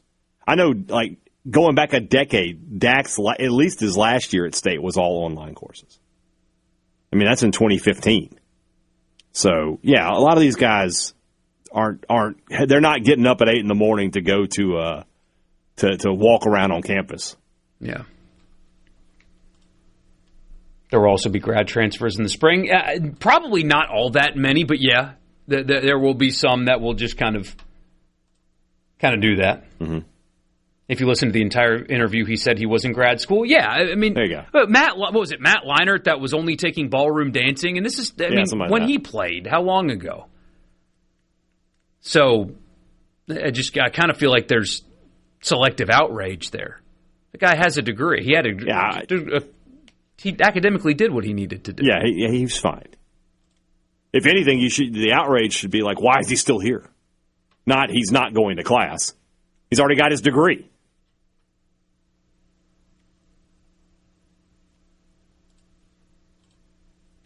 Yeah. Yeah. Yeah. Yeah.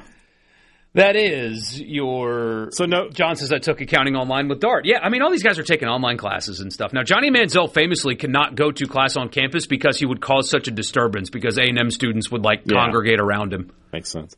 So with Ole Miss, though, you think they're done? Got to add a tackle. Add a tackle. Got to. Why are they not in the Seton sweepstakes? I mean, considering how much they had to pay to retain, I mean, Lacey and Trinidad and Will Eccles and all that. You got $6 million more? I don't know. I don't. Sports Talk Mississippi, Pearl River Resort Studio. We'll be back.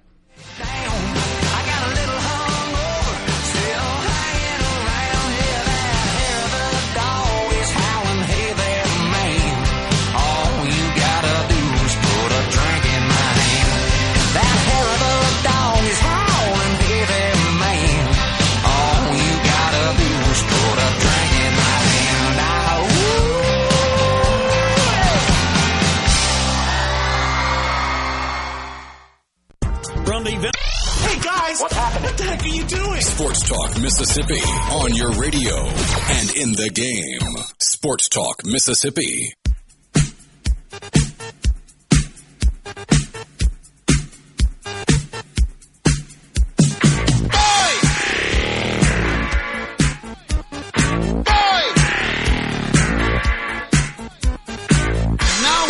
Welcome back, Sports Talk Mississippi.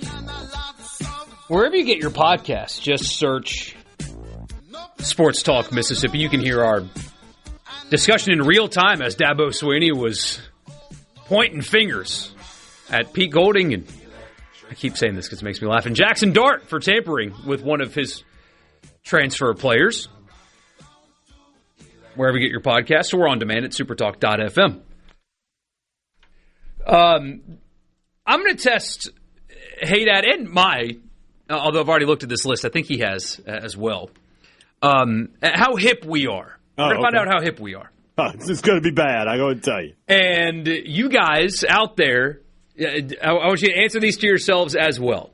We'll do this for Mississippi State also, but I have not seen them release this yet. Ole Miss released their baseball walkout songs. State normally does it preseason too. Yeah, their baseball walkout songs are out there.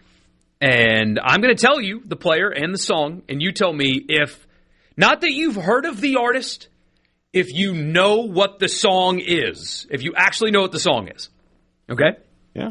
Braden Randall, T-Pain's best love song. No. Brett Mosley, something called Playboy Cardi. And the song is called I Love You, I Hate You. Don't know any of the things you just said. Not a thing. Bryden Bull, 50 Cent, God Gave Me Style. I know the artist, but I don't know the song. Cannon Golden, Lupe Fiasco's The Show Goes On. I know Lupe Fiasco. I don't know the song. I don't know Lupe Fiasco. By the way, talk about baseball names right there. Bryden Bull and Cannon Golden. I do know Wolf Conundrum, but not Lupe Fiasco. Owen Pano, Pop Smoke's Hello. What was the band and what was the song? I don't know either one of those things. Pop Smoke is the band. Okay. The song is Hello. I know Adele's Hello. Hello. Yeah, I know that one. It's me. Yeah. Topher Jones. Again, Ole Miss Baseball's got baseball names down pat. Big time. Topher Jones's walkout song is called We Are the People by Empire of the Sun. No. I'm not very hip, apparently. You're off to a good start here. Right now. I know you know this one. Tate Sermans, WWE, I Won't Do What You Tell Me by Jim Johnston. You know it, too. It's Stone Cold Steve Austin's music. Yes, it's the glass breaking. Is he a pitcher? Please tell me he's a pitcher. Okay, this is going to be bad. You don't know? Come on, man. Know your roster. I've been talking about football for so long. I get it, but still.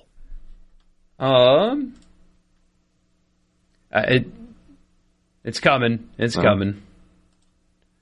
No, he's a utility player. It's a shame.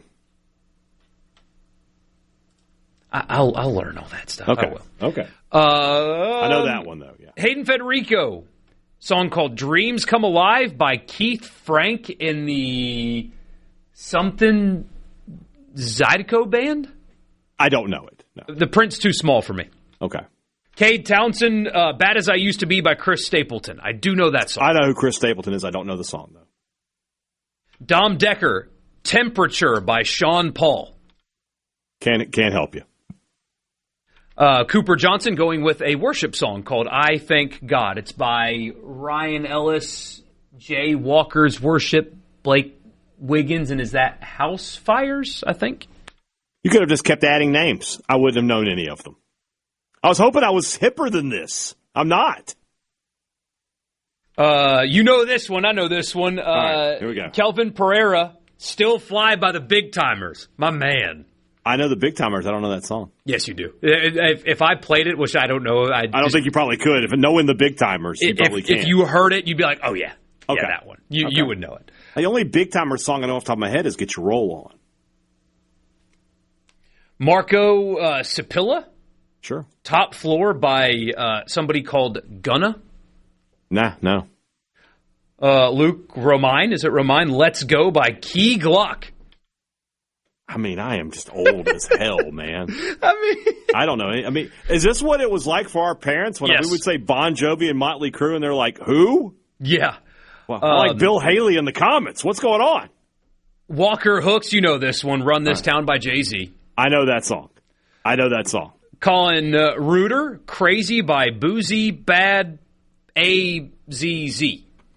Sure. Owen Kelly, Adventure of a Lifetime by Coldplay. I didn't expect to see a Coldplay song on this list.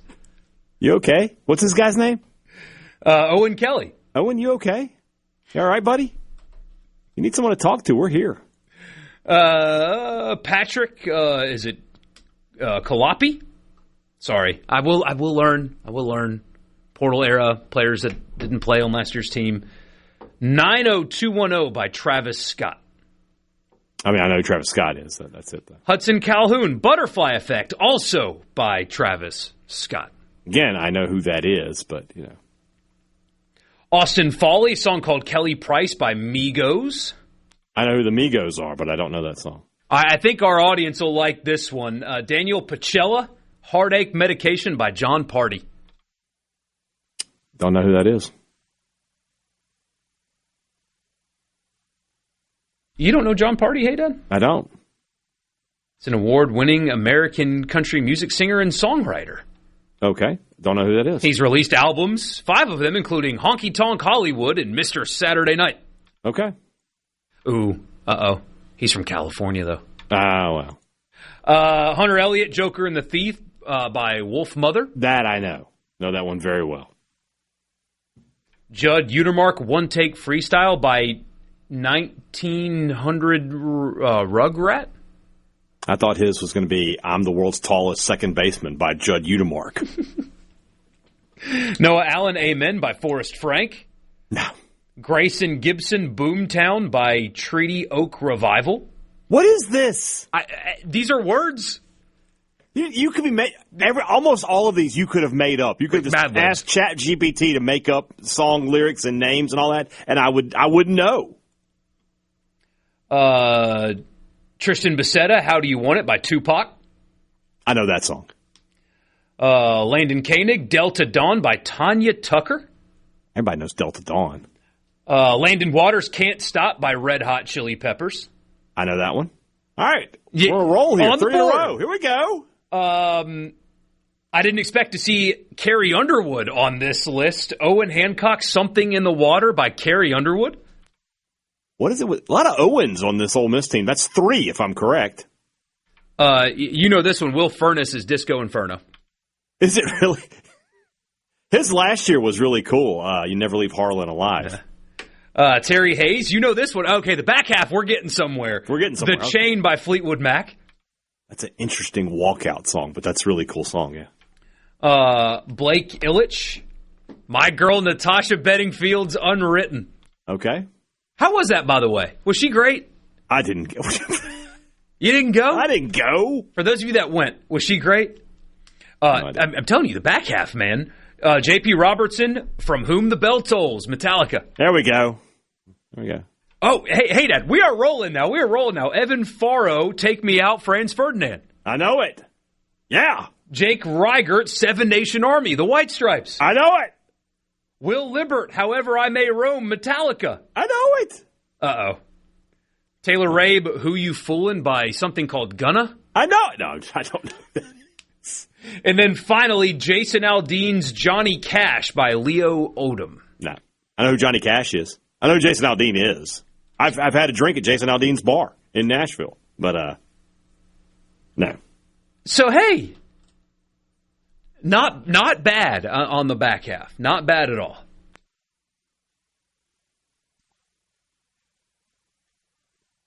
What would your walkout song be? Oh, I got to think on that. It'd be something wrestling related for sure. What would it be? What would mine be?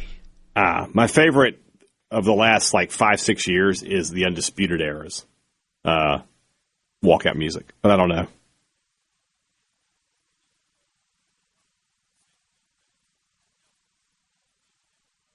I'm trying to think, man. Yours should be something Hootie and the Blowfish. You're from Carolina. Yeah. Yeah, probably. I don't know, man. Maybe something Metallica. Yeah, that's one of those quite... Well, I mean, you're a Zeppelin guy, too. I am. Cole Gordon, friend of mine, I don't know if he's a friend of the show or not, former MSU closer, his was the Immigrant Song. You could do that. You should go with Heartbreaker. Imagine you're coming out to the mound, down, down, down, down, down, down, down, down. I mean, that'd be great. Sports Talk Mississippi. We're in the Pearl River Resort studio, and guests, when they do appear, do so on the Farm Bureau guest line. Check out favorites.com and go with the home team. We'll be back.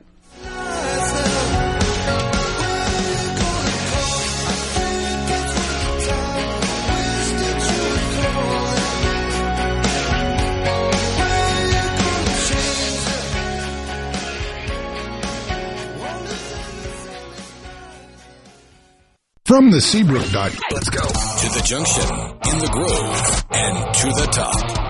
Start yourself. Sports Talk Mississippi on Super Talk Mississippi.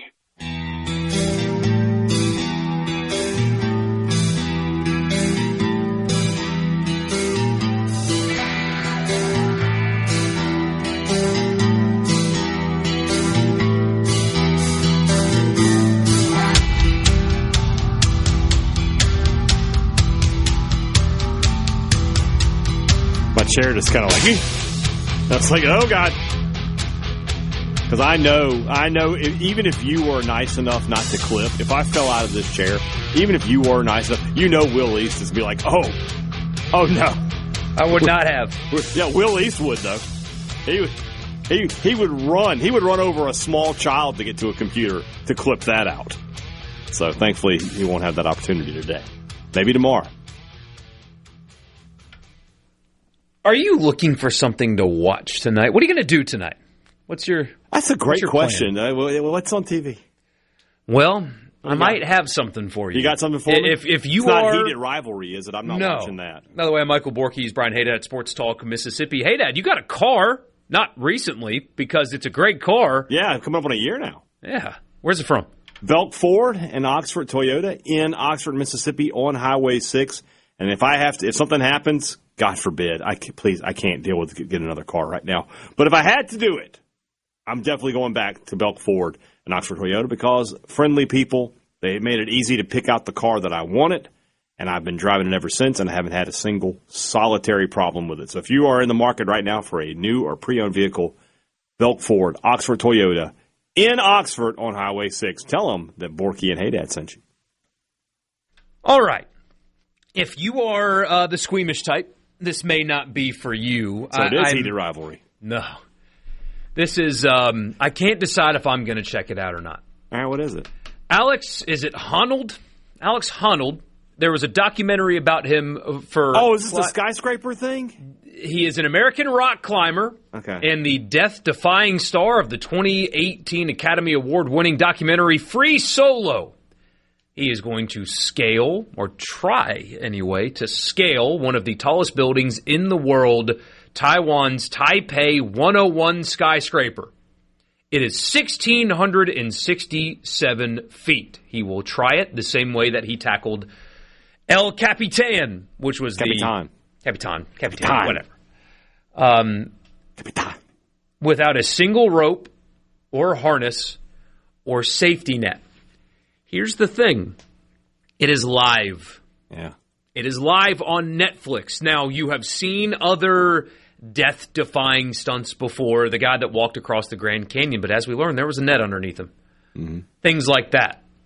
You can't, I guess it's insurance and other things, broadcast that on live TV regulated by the FCC with that being, like death being a strong possible outcome. Legitimate possibility. But Netflix can do this. But on Netflix you can. So I think it's 7 o'clock Central.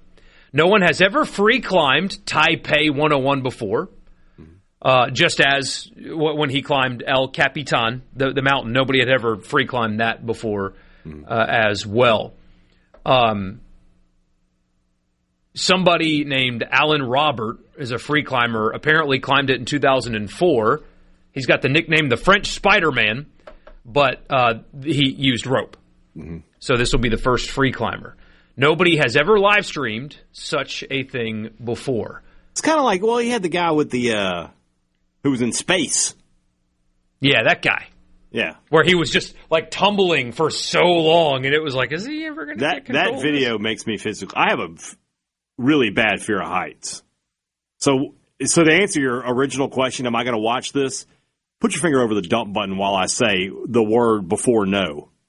Do you mind? Do you want me to say it? Just put I had a dream, by the way, that I said it on air. Uh-oh. Yeah. We were talking about like movies, and I said I just dropped it out there, and they didn't get mad at me though.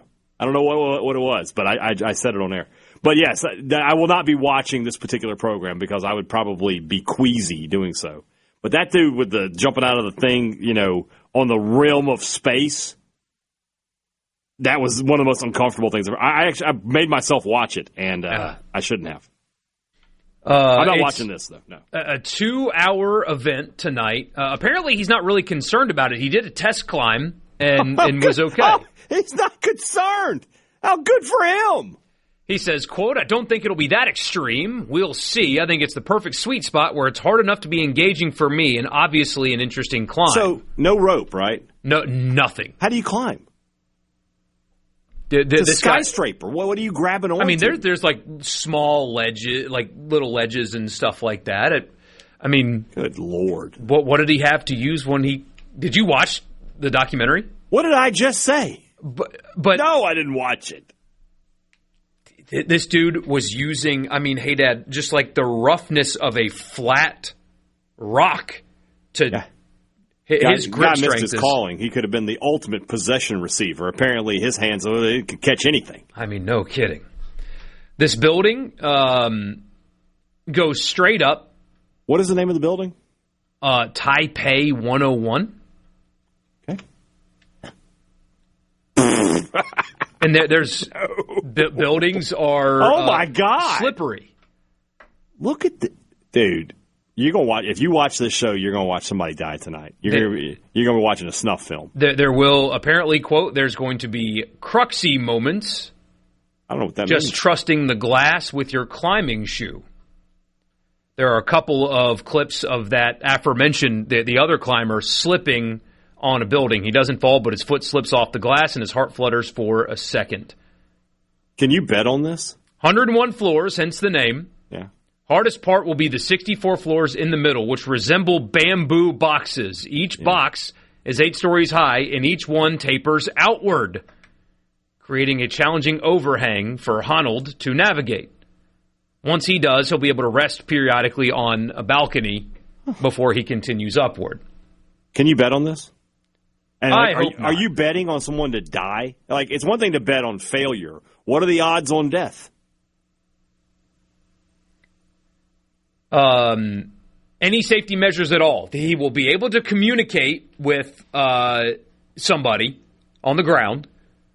There will be cameramen inside the building, various hatches and places to bail during the climb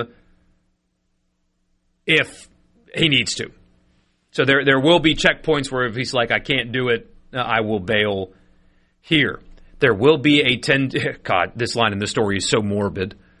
The climb will also stream with a 10-second delay in case anything goes wrong. Yeah. What is that thing that could go wrong here? What is the 10-second delay enough? Yeah, the second he slips, you hit it. You just hit it. You're like, all right, kill the feed. You've got one dedicated person that, like, literally your only job is the dump button tonight. That's what you do. God. The Times reports that Honnold will be, quote, paid in the mid-6 figures for the climb. Not even making $1 million on this. It's not worth it. So, no, to go back to the original question, no, I will not be watching that tonight. Oh, this article, I'm reading from Yahoo. This is so morbid. What about Honnold's wife and kids? Are they okay with this? The answer, not really. I mean, I get it. I get why. I mean, she did marry him, like, knowing that he was a daredevil free climber. But he's got 2 children, 2 girls under 4. Borky, I'm going to send you a clip that I haven't heard it yet. I've only read the description. I want you to play this during our last segment. So I'm going to send it to you. Well, will it be safe?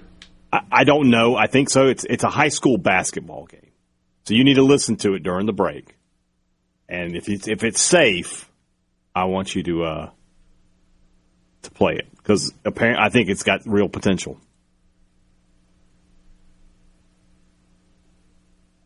But no, I'm not going to watch some guy climb a... By the way, how long does that take? How long are they estimating it's going to take? I mean, they have a 2-hour broadcast window. There's no way on God's green earth you could climb 101 stories in 2 hours.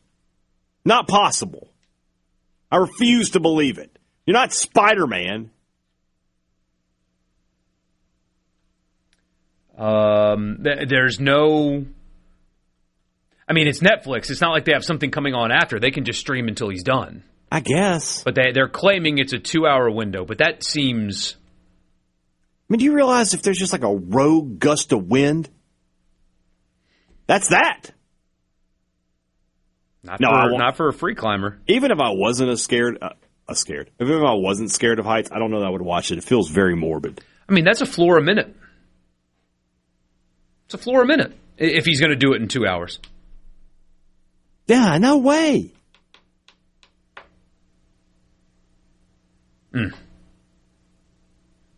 You could never. I mean, that would never be a skill that I would find out if I had or not. Yeah, I could be able to do that, and I would never be able to tell you that I could. Somebody says it would take an hour to walk up 101 stories. Well, he's climbing. I guess it makes it easier. Yeah, that's a good point. Think about just trying to walk the stairs in a 101-story building. It's easily an hour. I don't know. Sports Talk Mississippi. We'll wrap up the show with you next. Hope we can play this clip.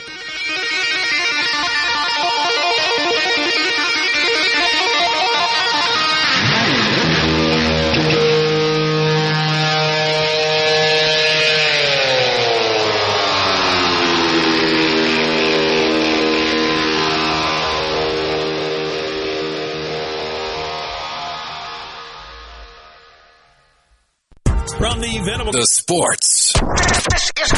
This is Sports Talk Mississippi. Sounds good. On Super Talk Mississippi.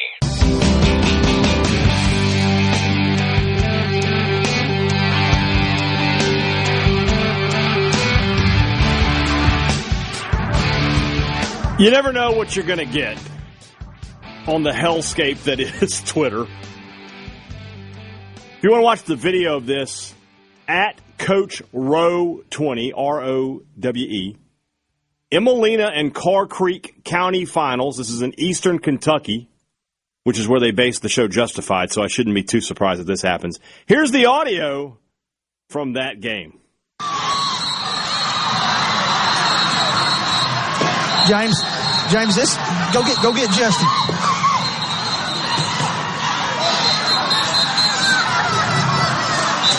A parent has tackled a player. That's how this goes. Yes. Let's get out of here. Let's get the ball game. Hey. Look here. This ball game's got to get over.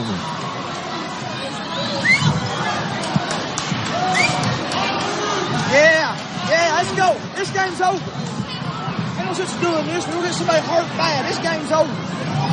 Yeah, you can't get this. This game's over. And they just tased Ryan. You can hear the taser. This ball game is over. They just tased Ryan. They just tased Ryan. They said that the same way you would say timeout on the floor. Apparently not the first time the taser had been broken out at the Clark County finals there. So apparently a parent jumped on the floor, tackled one of the players. They break them up. They're going after each other, and somebody gets tased in the middle. This is, if I can tell, is either a high school or maybe even a middle school basketball game. Guys, we may be taking sports a little too seriously. I got to be totally honest with you. Maybe even I am. It's just a little too much. Ever been tased, Borky? I have not. Yeah, that's another one I've missed out on. I'm pretty happy about that. I mean, I can't fit Justin that they tased. Yeah. I'm trying to Ryan. find what Ryan got tased. They just tased Ryan. Yeah. And Justin was, I guess, the guy that tackled the player. Right. I'm trying to find Ryan. Mm-hmm. Like when he starts creating trouble to get his butt tased. Oh, he comes in way late. That's what he starts doing.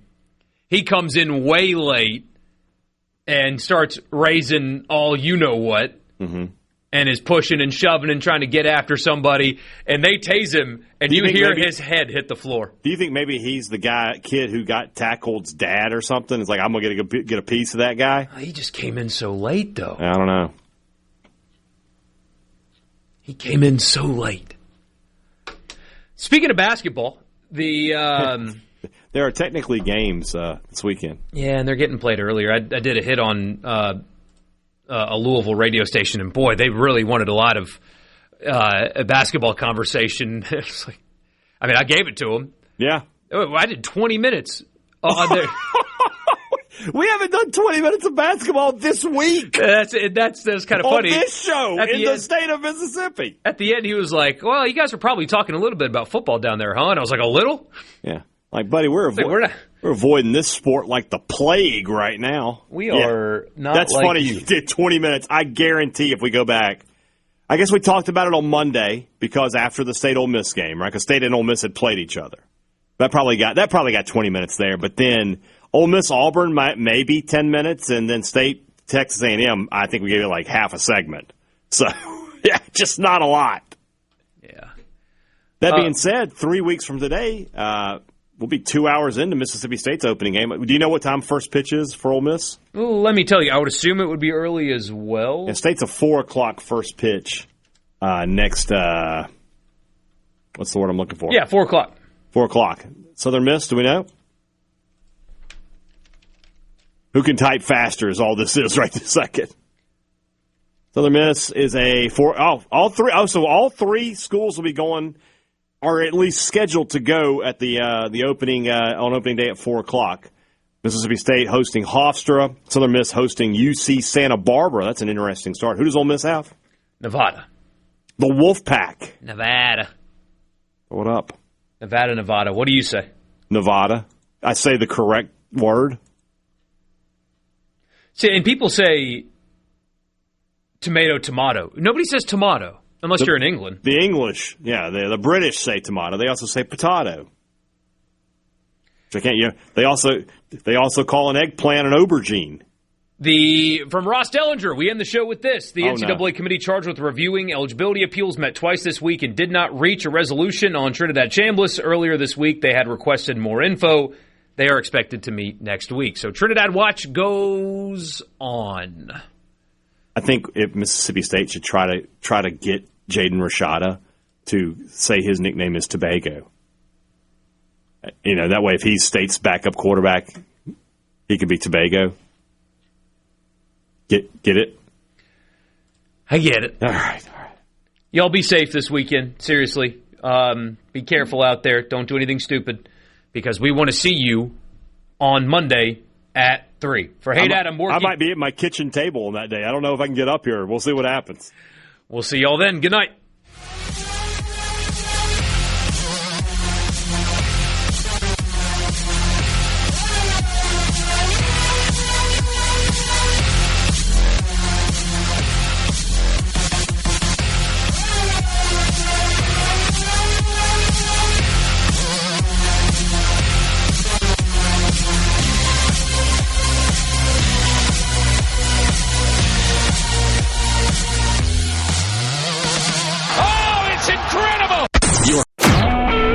SuperTalk Mississippi Media Production.